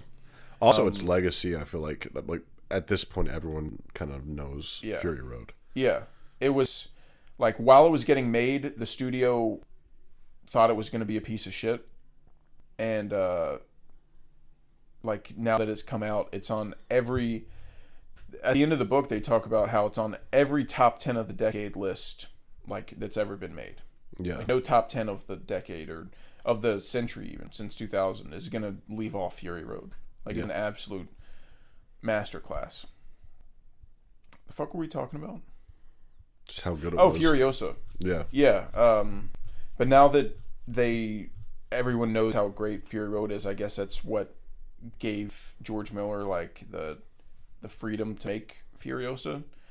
But the fact that they said they didn't think he would even get made as an anime, and now he's getting to make it as a live action movie, is crazy. Yeah. I can't. That's nuts. I mean, I just can't fucking wait. I'm so excited. Movie. And I heard something recently that said George Miller still wants to make Mad Max Wastelands with Tom Hardy. I don't know where I saw it, and I don't know if that was true, but do it. I mean, make one more. Yeah, dude. Make one more with Tom Hardy and finish off like this modern Mad Max trilogy. Yeah. That's what I want. Yeah. I want like a conclusion to Mad Max's like story, because it's not done like after Fury Road. There's still a lot to do with his character, and I would love one more in that world, and then he'd have 6 total, 3 old ones, 3 new ones. Perfect. Yeah. Perfect little bow on top. And if Furiosa makes money, which I hope it does, there's a chance it could happen. Yeah. Because George Miller said, like, I'd love to work with Tom again, and Tom said he'd love to work with George again. So it's not like their relationship's tainted by the experience. But I want that so bad. Dude, it'd be crazy. I would love it. I think that's enough yap about Fury Road, I think. Yeah, I'd say so. Might as well just name the episode Fury Road. Yeah. Name the episode Witness Me. Yeah. We watched Alien in theaters. Buddy was snoozing. I did not feel good, dude. I was dead basically during the duration, but I still watched a good amount of it. I watched about half of it before I fell asleep and passed out and died. But it was really cool watching it in theaters. I really liked it. Yeah. I do think on rewatch, I do think I'm an Aliens guy. That's the age-old debate, Alien or Aliens. Mm-hmm. I think I'm an Aliens guy. I think James Cameron just kind of... Gets your penis hard? I was going to say I think he does more for me than Ridley Scott, but Ridley Scott has Blade Runner and Gladiator. So I don't know if I can say that. Because we're looking at Cameron. He only has 1 5-star from me in T2. And Ridley has 3. So there's no way that's true. James Cameron's definitely much more consistent, though. Yeah. Like, every movie he makes is a banger, and Ridley makes some piles of shit. Yeah. Which I said on last episode, that doesn't really change someone's legacy to me. If you made Alien, Blade Runner, and Gladiator, make fucking Open House 2 after that. I mean, you still made those movies. I don't care what else you made. That's why the whole debate doesn't bother me with Steven Spielberg. I don't care that he made some pieces of shit. Like, he's one of the greatest directors of all time, and that's not going to change. Which is why Tarantino's 10 movie limit is so stupid. Anyways, I think I'm just more of like a sci-fi action guy than a sci-fi horror guy. Yeah. Because it did dawn on me, like, watching Alien, like, how long it actually takes for alien shit to start happening. That's what I noticed too, was that it seemed like it was a really slow starter. I think I checked my phone just to see what time it was, just to like note how long it's been in the movie, because I was curious because nothing had happened, and we were an hour in. Yeesh. It was an hour in, and there was no one had been killed. No one had been taken by the alien, and I am a fan of slow burns, so it's not like that's inherently a negative, but I don't know, on a rewatch it's still a 5-star for me. I think it's great. It's a masterpiece, really, but I don't know. It's never been like one of my favorite movies. But I like The Thing better. I can say that. Oh, dude, come on. You don't think that's close? The Thing and Alien? Yeah. Not for me. Oh. For me, The Thing is easily better. Interesting. Yeah. I mean, like I'd agree. Thing. And then on top of that, I get to see Kurt Russell in a big hat. What the fuck are we even talking about, dude? Give me the fucking Thing. And also, it's just snow. I love the snow. I love cold. Yeah. I love cold and weather. It opens up to a dog being hunted like a fucking, like it has a nuke in its pocket. Mm-hmm. So a lot of mystique and like intrigue already. Yeah. Yeah, I mean, I really like Alien a lot. Yeah. And I get why people like it so much. And I still gave it a 5. Yeah, I love Alien. Yeah. Yeah. But, it's just not... I do want to rewatch Aliens to confirm my suspicions, though. But... Well, I was thinking about doing an Alien binge later this year before Romulus. Because A, makes for a good episode, every Alien movie ranked. Yeah. But B, I probably won't rewatch the shit ones. Yeah. I don't think I'm going to rewatch Alien 3 or Resurrection or any of the Alien versus Predator movies because I don't feel like those really count. But I do want to watch like Aliens and Prometheus and Covenant. Yeah. Because I love Aliens. I've seen Prometheus once and remember nothing. I remember an alien guy that looks like Dr. Manhattan. Hell yeah. And he eats like black goo or something along those lines. Yeah. And I haven't seen Covenant ever. So I'm really interested in those because Covenant's very divisive. Some people think it's great and some people hate it. And Prometheus also. So I'm actually like really excited for that. Every time I watch Prometheus, I want to like it. And it never shakes out that way. I've seen Prometheus 3 times. Damn. Yeah. And every time I'm like, this is going to be the one. It doesn't happen. The most recent time I watched it, I didn't like it so much that I was like, let me see where they go with Alien Covenant. And I watched a guy like give a brief synopsis about it. And I didn't like where they went with it. So, I don't know. I'm like, maybe it's good. I'll still check it out. Yeah. Maybe this will be the time that I turn my brain on and like Prometheus. But as right now, someone had to tell me if I liked it or if I didn't. I would say I didn't. I'm excited to rewatch it. Yeah. But yeah, Alien in theaters, that was great. And then yesterday, main review for the week, we watched Challengers. Challengers. Let me give you a little Don't do it to him, dude. give you a little nibble. Don't fucking do it, dude. I don't like to play with my food, but I feel like they need a little nibble here.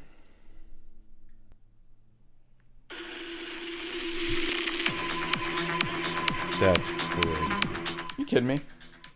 Is this a joke? Dude. I mean, are you kidding me? They busted that out, and I started doing the robot in the theater, and then Cash hit the wave back and forth. I was like, oh my god, dude. That was fucking shit up. Yeah. We kind of disagree on this movie, it appears. It does seem that way. We talked about it a little bit on the way home, and Carl didn't seem to care for it too much. Yeah. So I'll let you give your thoughts first.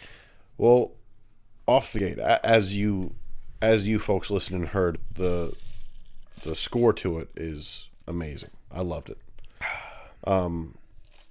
I think visually everything looks great and the performances are great, but the story to it I don't really like, And I was thinking about it today, and it's kind of like Whiplash a little bit. Kind of reminds me of Whiplash, but instead of J.K. Simmons yelling at you, it's your wife cheating on you. And then that makes you good at what you're doing. Am I crazy? I mean, I don't know. You get cucked and then you start smacking balls. Not too sure. That's what happens. Also, call me crazy, but Zendaya's a pretty attractive lady. Call me crazy. Yeah. I'd say I was quite fond of her. And that blonde guy in the movie, dude had an ass on him. He was wearing briefs in bed. Yeah. And I was like, whoa, dude, what an ass. And then I saw it was him. I went, whoa. Yeah. Holy cow. Blew me away. That's all your thoughts? Yeah, it's mainly just the story I didn't really like, and the characters I didn't really enjoy either. Okay. I did like the blonde guy more than all of them, I think. But for the most part, I didn't really like either of the other characters. Okay. Yeah, I enjoyed it significantly more than you. I'm a big fan of Luca Guadagnino, and I think this is his best movie, and it's got a very unique feel to it, and it almost has this like melodramatic feeling about it. And since I don't watch anything melodramatic, it almost feels like to me that Luca's creating this new genre that I can't even really like explain. But like the scenes where the score doesn't always play when they're playing tennis. Sometimes it's just in conversation. But when you're getting like these slow-mo shots of them playing tennis with like this kick-ass like dance, like club music song, like I can't really explain it, but it's just so much fun and so entertaining to me. And I've never really seen a movie like this before.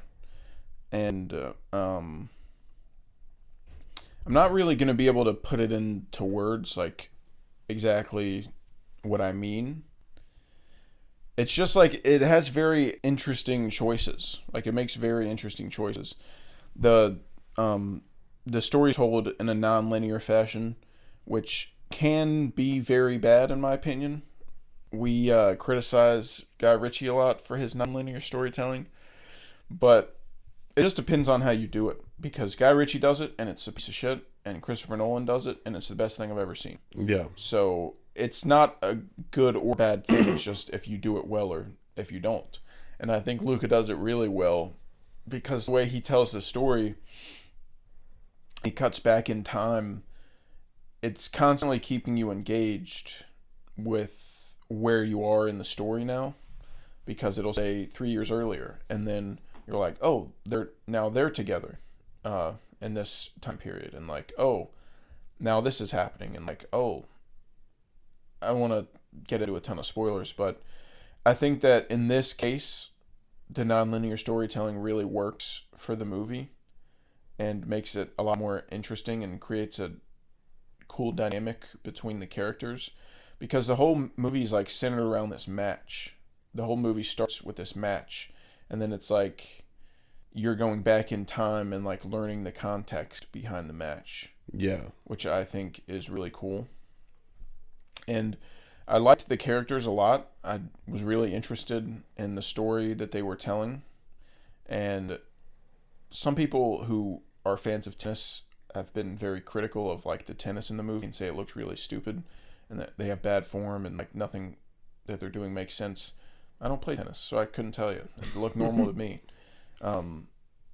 But yeah, I thought the story was really interesting. I loved the score, and I like how they used the score at like weird times and scenes where you don't think it would have it, like the sauna scene, and how the score would also like randomly cut out, not at the end of a scene or anything. In like the middle of a scene, it would just cut out on a dime, and it's just it can feel like very odd choices at the time, but I just thought they were really cool and unique.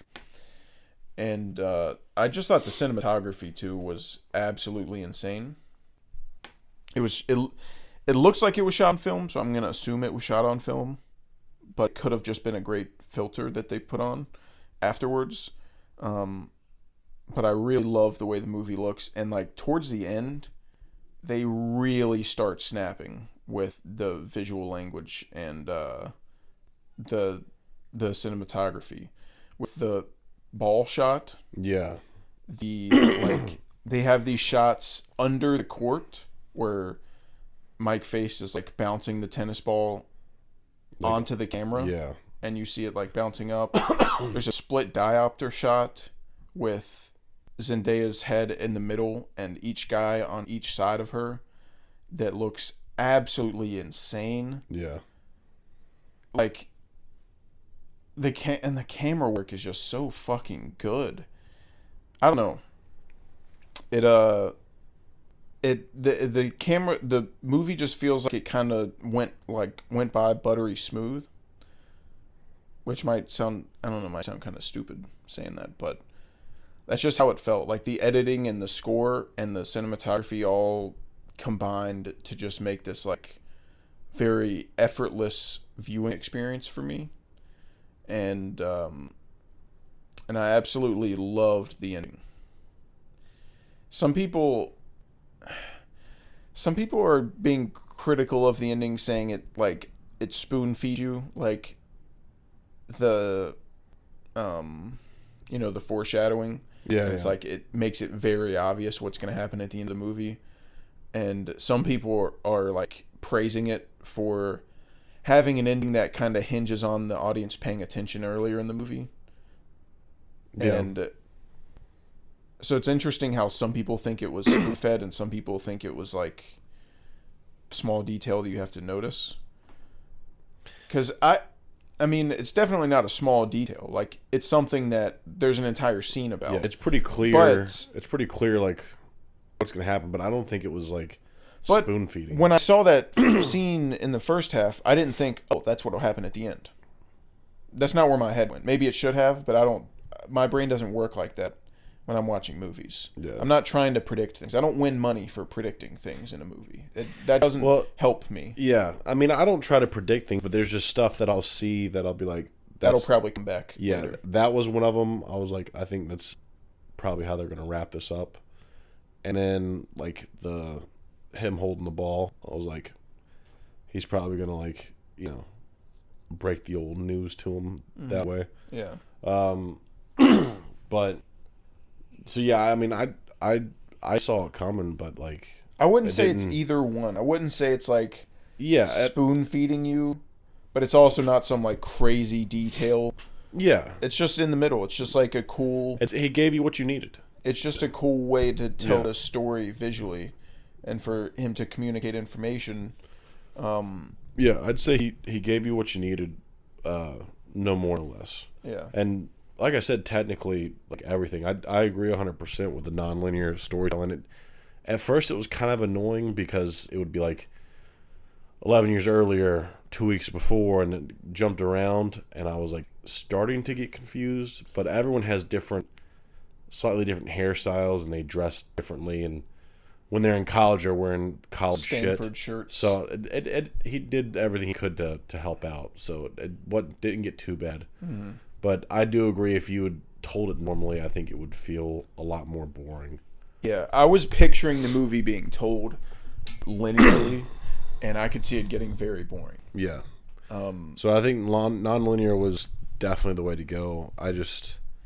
For me personally, it's just the story and the characters that I just don't really connect with or like. I just thought it was super interesting. I liked Zendaya's character a lot. We can. Challengers is in the title of this, so we can get into spoilers now. So this is a spoiler warning for Challengers. Okay. It's not like there's like too much to really spoil, but I just want to be able to talk about it freely. But I liked how her character only cared about tennis, and like she's not like the best person. Yeah. And she's kind of a bitch, and only gives a fuck about tennis, and is only married to a guy because she had an injury and can't play tennis herself, so she plays vicariously through her husband. And so the second that he's not playing tennis anymore, she doesn't care about him anymore.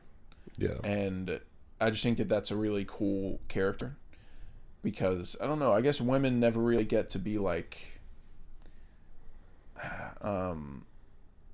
villainous or like morally ambiguous or anything. Like, I don't know, I feel like normally women in movies are just damsels in distress and like aren't interesting, and I thought it was a really cool character. Yeah, I picked up on that in the movie, and like once I realized that, I think it would have been fine, but I'm also kind of looking at like everything, and like they're married and have a kid together, and it's like at that point it's like, well, this kind of seems a bit fucked up now. It is fucked up. No one's saying it's not fucked up. Yeah, so like I didn't She's a really, bad person. Yeah, I didn't really like that. And like if all she cared about was tennis, Pat had gone pro. It's like, why didn't you just stick with him then? She had to mold Dobson like into a good tennis player, but Pat was already like in the pros. I mean, I maybe I couldn't keep up with like everything that was. Yeah, because he was like, I mean, I know you guys are Patrick, wasting like, your time on college, like going to college. I'm going straight to the pros, and he went to the pros. And Well, I he remember wasn't. him saying he was going to go whenever he could.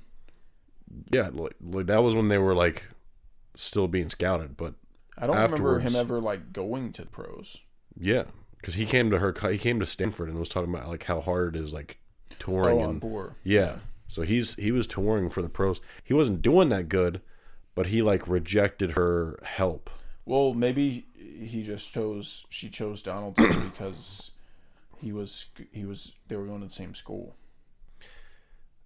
Yeah, that could be. She could have chosen him just because of his like obedience. That's what Patrick thinks. Mm-hmm. But like, and the whole love triangle thing happens, and you kind of expect there to be a big like fallout from that, because like I said, there like at this point, Art's expressed that he loves her and he has a family with her and they're married. Mm-hmm. And there isn't. Instead, they just play really good tennis. Yeah. And I'm all for,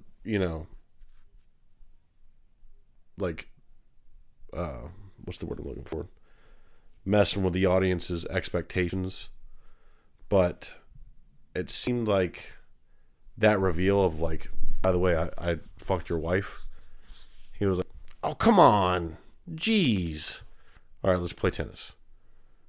Like, that seems kind of nuts.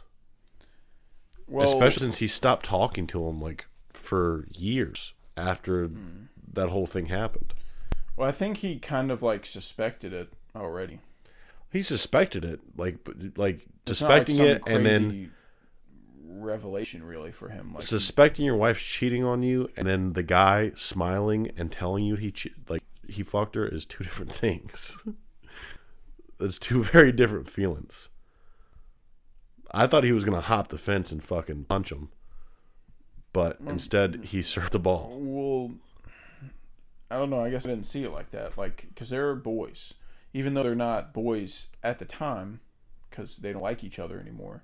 But like, they used to be best friends, and there was a time when Donaldson was warning Patrick about, like, she doesn't love you, or Oh, that vice was all versa. like He a doesn't- lie. He doesn't love He doesn't love you. And Yeah, that was all a lie, though. Like, Art was trying to sabotage their relationship. Patrick saw through it and was like, oh, you're really fired up doing the about same this. thing. Like, Yeah. I get what you're doing. Yeah, Patrick saw through it, but like he was just like trying to fuck with him to get her to himself, and like, which showed his like desire to be possessive over Zendaya and like have her to himself, and then they have a complete like their friendship's over for years, and then now he's like, all right, I fuck Zendaya, and he's like, ah, you rascal. That seemed like nuts to me, based on the events that happened. You know what I mean? Yeah. Like, it's clear even when he tells him the first time that it bothers him, like, deeply. Like, he smiles like, I knew you guys did something, but then, like, drops the smile and, like it's, like, cold staring at him for a while. I don't know. I guess the way I kind of took it was them both, like, kind of coming to the realization that, like, she's a bitch and, like, we're boys. Listen, you can take it however you want to take it, but that's kind of like my feeling towards the finale was that. Like, No, that's an interesting take on it. I didn't think about it like that. Watching it with that lens, I think helps the finale a little bit more. But they're also playing into like what she wants in the first place. Well, that's the thing is like the movie's framed at the end to where like you don't know who won.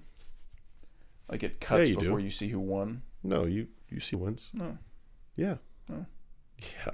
Carl, there's people debating who won. Like they don't tell you who won. Dude, he hits the ball and then Pat catches him. Yeah, you see him catch him. You don't see who scores the point. You don't get a point for catching the guy. Yeah, I know. You get a point for where the ball But it goes. was game point, and Dobson was the last person to hit it, and it was an easy spike down. Like, if he hit the ball and it landed on the court, then he won. Maybe it didn't land on the court.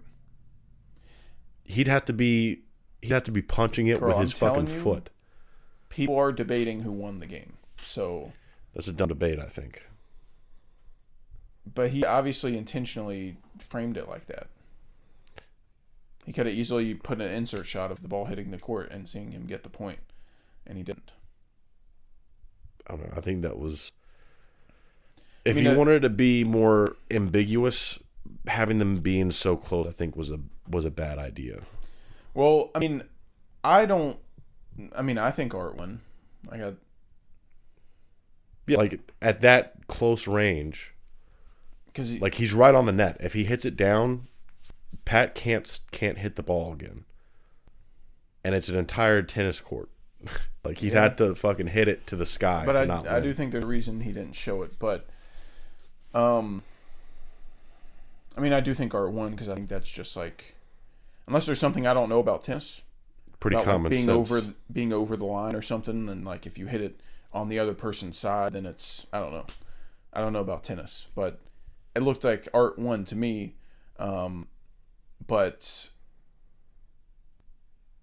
Yeah. I mean, obviously, can't remember her name. Zendaya's character. Oh yeah, I don't remember either. But she wanted Art to win because she wants him to like become a better tennis player and win a championship, and she wants him to get his confidence back in this game. And at the end, she screams, "Come on," which is what she did earlier in the movie, and like when she was playing. So obviously, she was happy about the outcome, about what happened, and that could be because Art won, or that could be because they finally started playing real tennis and she got to see good tennis, which is what she said is all she cares about. Yeah, I took it as her seeing real tennis, because by that time I don't know 100% if she really cares if Art wins, because one way or the other. Like she's got like if Art loses, then she can leave him and go coach Patrick because he gave her his offer. So I don't think she really gives a fuck. Yeah. But I think she was just getting her rocks off at seeing him play some hardcore tennis. Yeah. So yeah, I think it's interesting. I think there's like, you can have a lot of different theories about the movie, which is cool. And I like how tennis was kind of like a metaphor for sex, and some of the things he did with that, having like the ball in the hole visual like motif. Yeah. Balls and holes. Yeah, I got you. I mean, you weren't saying anything. I didn't think you wanted me to like confirm. Yes, that means sex. I mean, I thought you'd say something, but I guess not. No. Continue. But they do a lot of stuff like that, and the topic of this episode was top 5 gayest movies, and the reason that came up was because I think this movie like is super gay, in a great way, not in a bad way or anything, but obviously the churro scene. Dude, there's a scene where they're just making out. I mean, that happens. Like, there's just two guys making out. As Art's sitting down, Pat, like, scoots his fucking chair closer to him. Yeah, the quick little shot of him, like, scooting his chair closer. Yeah. I was like, am I gay? Like, am I a gay man now? Like, This is crazy. But there's, like, they're wearing short shorts the whole time because they're tennis players. And he, like, puts his hand out for Art to spit his gum out. Yeah. Stuff like that happens all the time. Yeah. There's slow-mo shots of Art's sweat dripping off his nose onto camera, just like super homoerotic stuff. Yeah. And the movie isn't about gay people, and the two characters, as far as we know, aren't gay. Yeah. So that's what the topic of like our ranking was movies that feel very gay but aren't about gay people. Yeah. So, yeah, I guess we can go ahead and get into that. But I give Challengers a 4. By the way, Challengers has a exquisite poster. It's my favorite poster of the year. And it's my favorite poster of, like, probably the last couple years. Hell I think the only one that was better last year was The Killer. I adore The Killer's posters. But, I mean, Challengers is exactly how a movie poster should look. Yeah. I mean, it's absolutely beautiful. It encapsulates the movie, and it also just has gorgeous artwork in it. Yeah. So, the poster's amazing, the score's amazing, and the trailer. Yeah, the trailer's Rihanna song. Fantastic. It's so fucking good. Yeah, dude. So, can we get a little Art hitting the tennis ball? Oh, that was another sex thing I was gonna bring up. Is like, if you watch tennis in real life, they do grunt when they hit the ball, but it's just like a yeah. It's not like a super sexual noise. But in Challengers, when Art hits the ball, he goes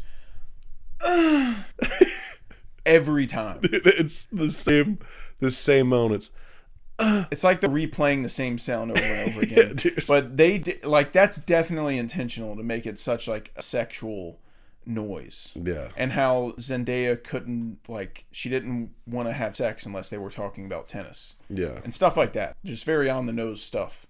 But I thought that was so funny. Like you couldn't help but laugh like every time he kept doing that.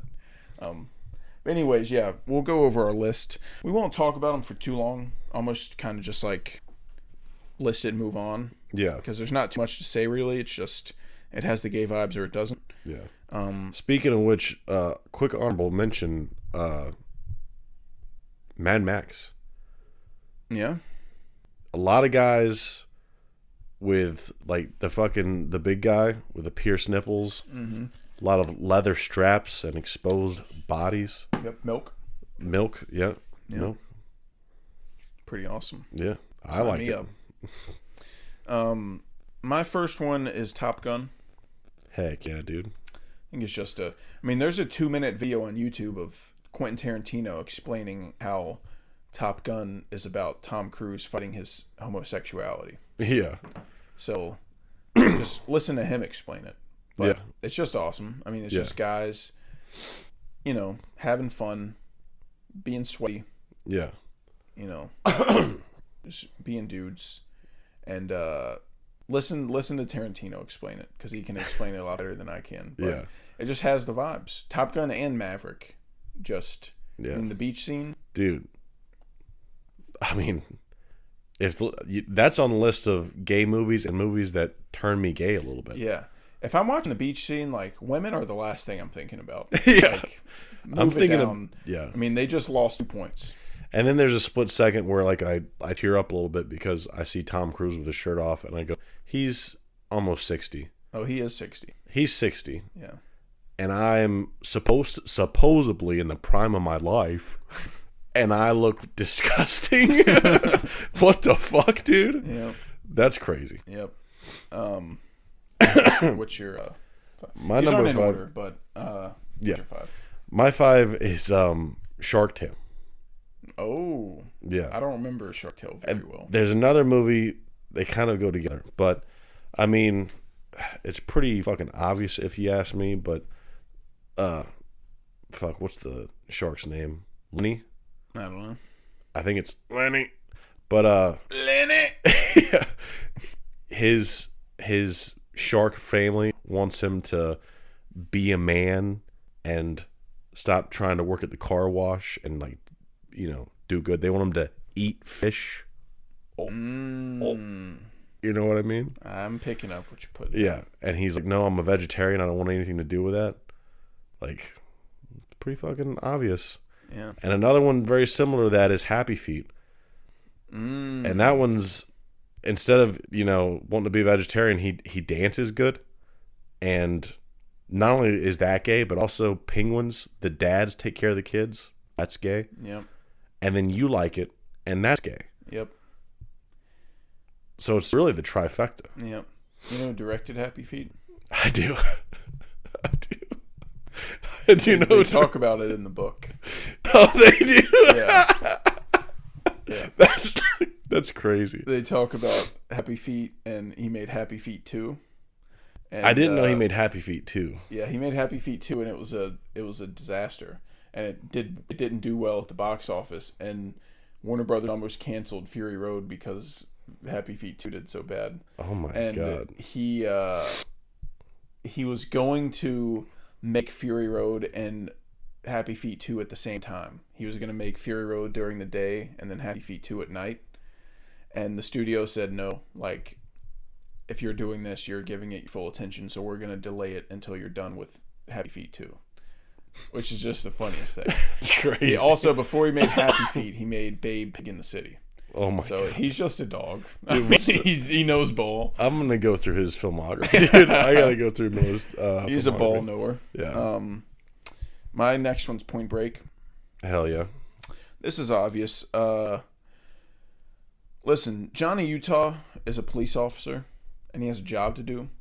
He needs to catch Yeah. the ex-presidents, stop them from robbing banks. Yep. But do you know what gets in the way of him Women. making an arrest upon criminals? Friendship. Friendship with a man. Hell yeah. He's like, I need to arrest this guy because he's a criminal, but like, I kind of love him.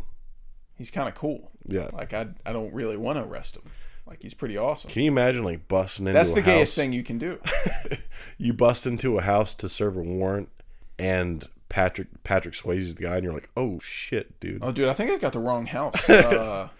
This didn't say some handsome guy. I mean, Yeah. it says Patrick Swayze. What are you doing later? I'm like totally free. What's your next one? My next one is Swiss Army Man. Oh, yeah. Yeah, very much. Makes sense. I mean, Paul Dano in the wig.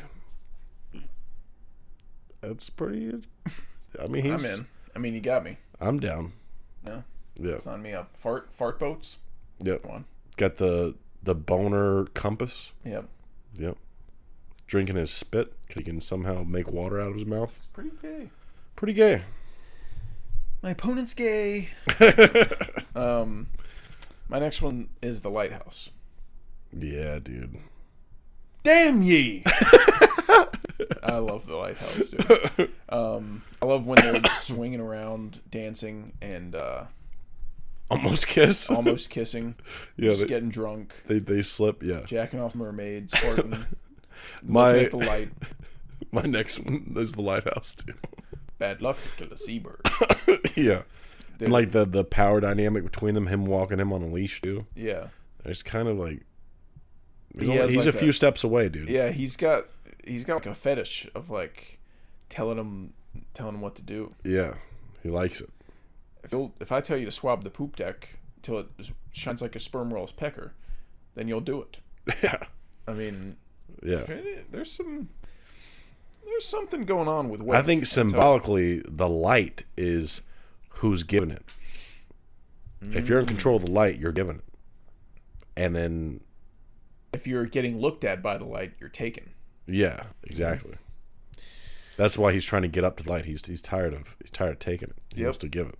Yep, he wants to take his mermaid doll and go up to the light and handle business. Yeah, That's why at the end of the movie, he looks so happy yeah, when he finally finds the light yeah, because he's finally giving. yeah. He's finally giving. Yep. Your next was the lighthouse. Yeah. My next one is Once Upon a Time in Hollywood. Ooh. Where's the hose at? I mean, like, this movie's just talking about these two guys being best friends. Yeah, that's true. Pretty much all that happens. Yeah. Yeah, there's a Margot Robbie storyline, but she isn't part of these two characters' story. Yeah. That's just Cliff Booth and Rick Dalton being pals, carrying his load. As he Yeah. says. Yeah. So Hang on. Share the load. Shut up.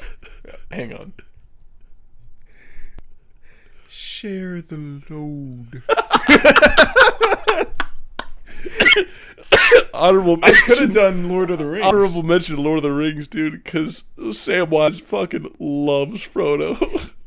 He loves him so much. Hang on.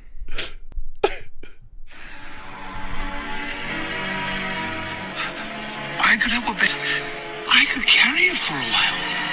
Carry it for a while. I could carry it. I could carry it. Share the load.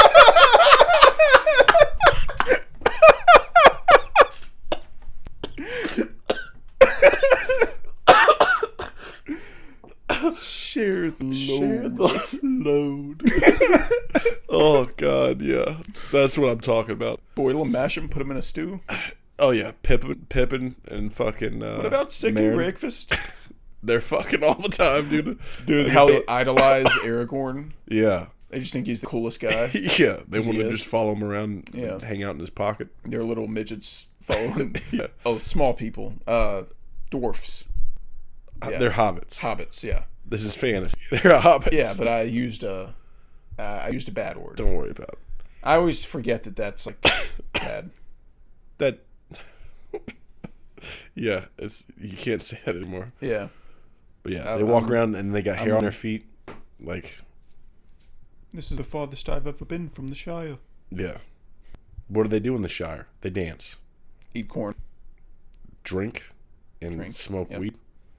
Yep. Talk to Gandalf. Exactly. Gandalf. Gandalf! Yeah. Lord of the Rings is a good honorable mention. I didn't Yep. even think about it. But yeah, sharing the load. I mean, that's pretty gay. Yeah, dude. Sign me up. It's your Sam. My last one is Banshees. Banshees. Getting sad because a guy doesn't want to be friends with you anymore. That's true. He was like That's pretty really gay. obsessed with like being able to talk to him and Yeah. with him. You know what would happen if my friend told me he wasn't my friend anymore? I'd say, all right. And I'd go watch a movie. This is Colin, he's it's a little odd. Getting pretty gay, dude. Yeah. I mean, I respect it. Yeah. But, well, you liked me yesterday. Like, that's just getting pretty homoerotic here. Yeah. In My the best la- way, though. Oh yeah, for sure. My last two was Top Gun and Point Break. Oh, Yeah. so we had a lot of the same ones. Did. Yeah. I initially started doing like a lot. I had like Kickboxer on there because Jean-Claude does that gay dance, but my list started becoming movies that turned me gay instead of gay movies, so I had to like rethink it. Because there's a lot of like action movies. I think I had Predator on there at once. I was just about to say Predator could probably be on there. Yeah. Dylan! Yeah. I think there's like a little pause too when he calls him a friend. Like right before he calls him friend. Just so much baby oil. Yeah. So much muscle. The oil budget for that movie was $80,000. More than Arnold's salary. Yeah. Yeah. It's $80,000 a day. Yeah, so I think that's all we got. Tomorrow we're seeing The Fall Guy. So excited. The plan is to review every Ryan Gosling movie that we've seen. Because there's going to be some that we haven't seen. There's not if we many. haven't seen them yet, probably not worth watching. I mean, there's a couple I want to see. We got the I want Believer. the Nazi one. The Believer? Yeah, The Believer. I've heard Stay is kind of a piece of shit, but I still want to watch it. And Song to Sing, I've also heard is kind of a piece of shit, but I still want to watch it. But we've seen all of his like good movies. His big stuff, yeah. So we'll rank every Ryan movie that we've seen, including The Fall Guy. So it should be fun. I love talking about my favorite actor. So that'll be fun. But yeah. Thank you for listening to the Film Scoop. Film Scoop. Film Scoop. God. No way. Film Scoop. Oh my God.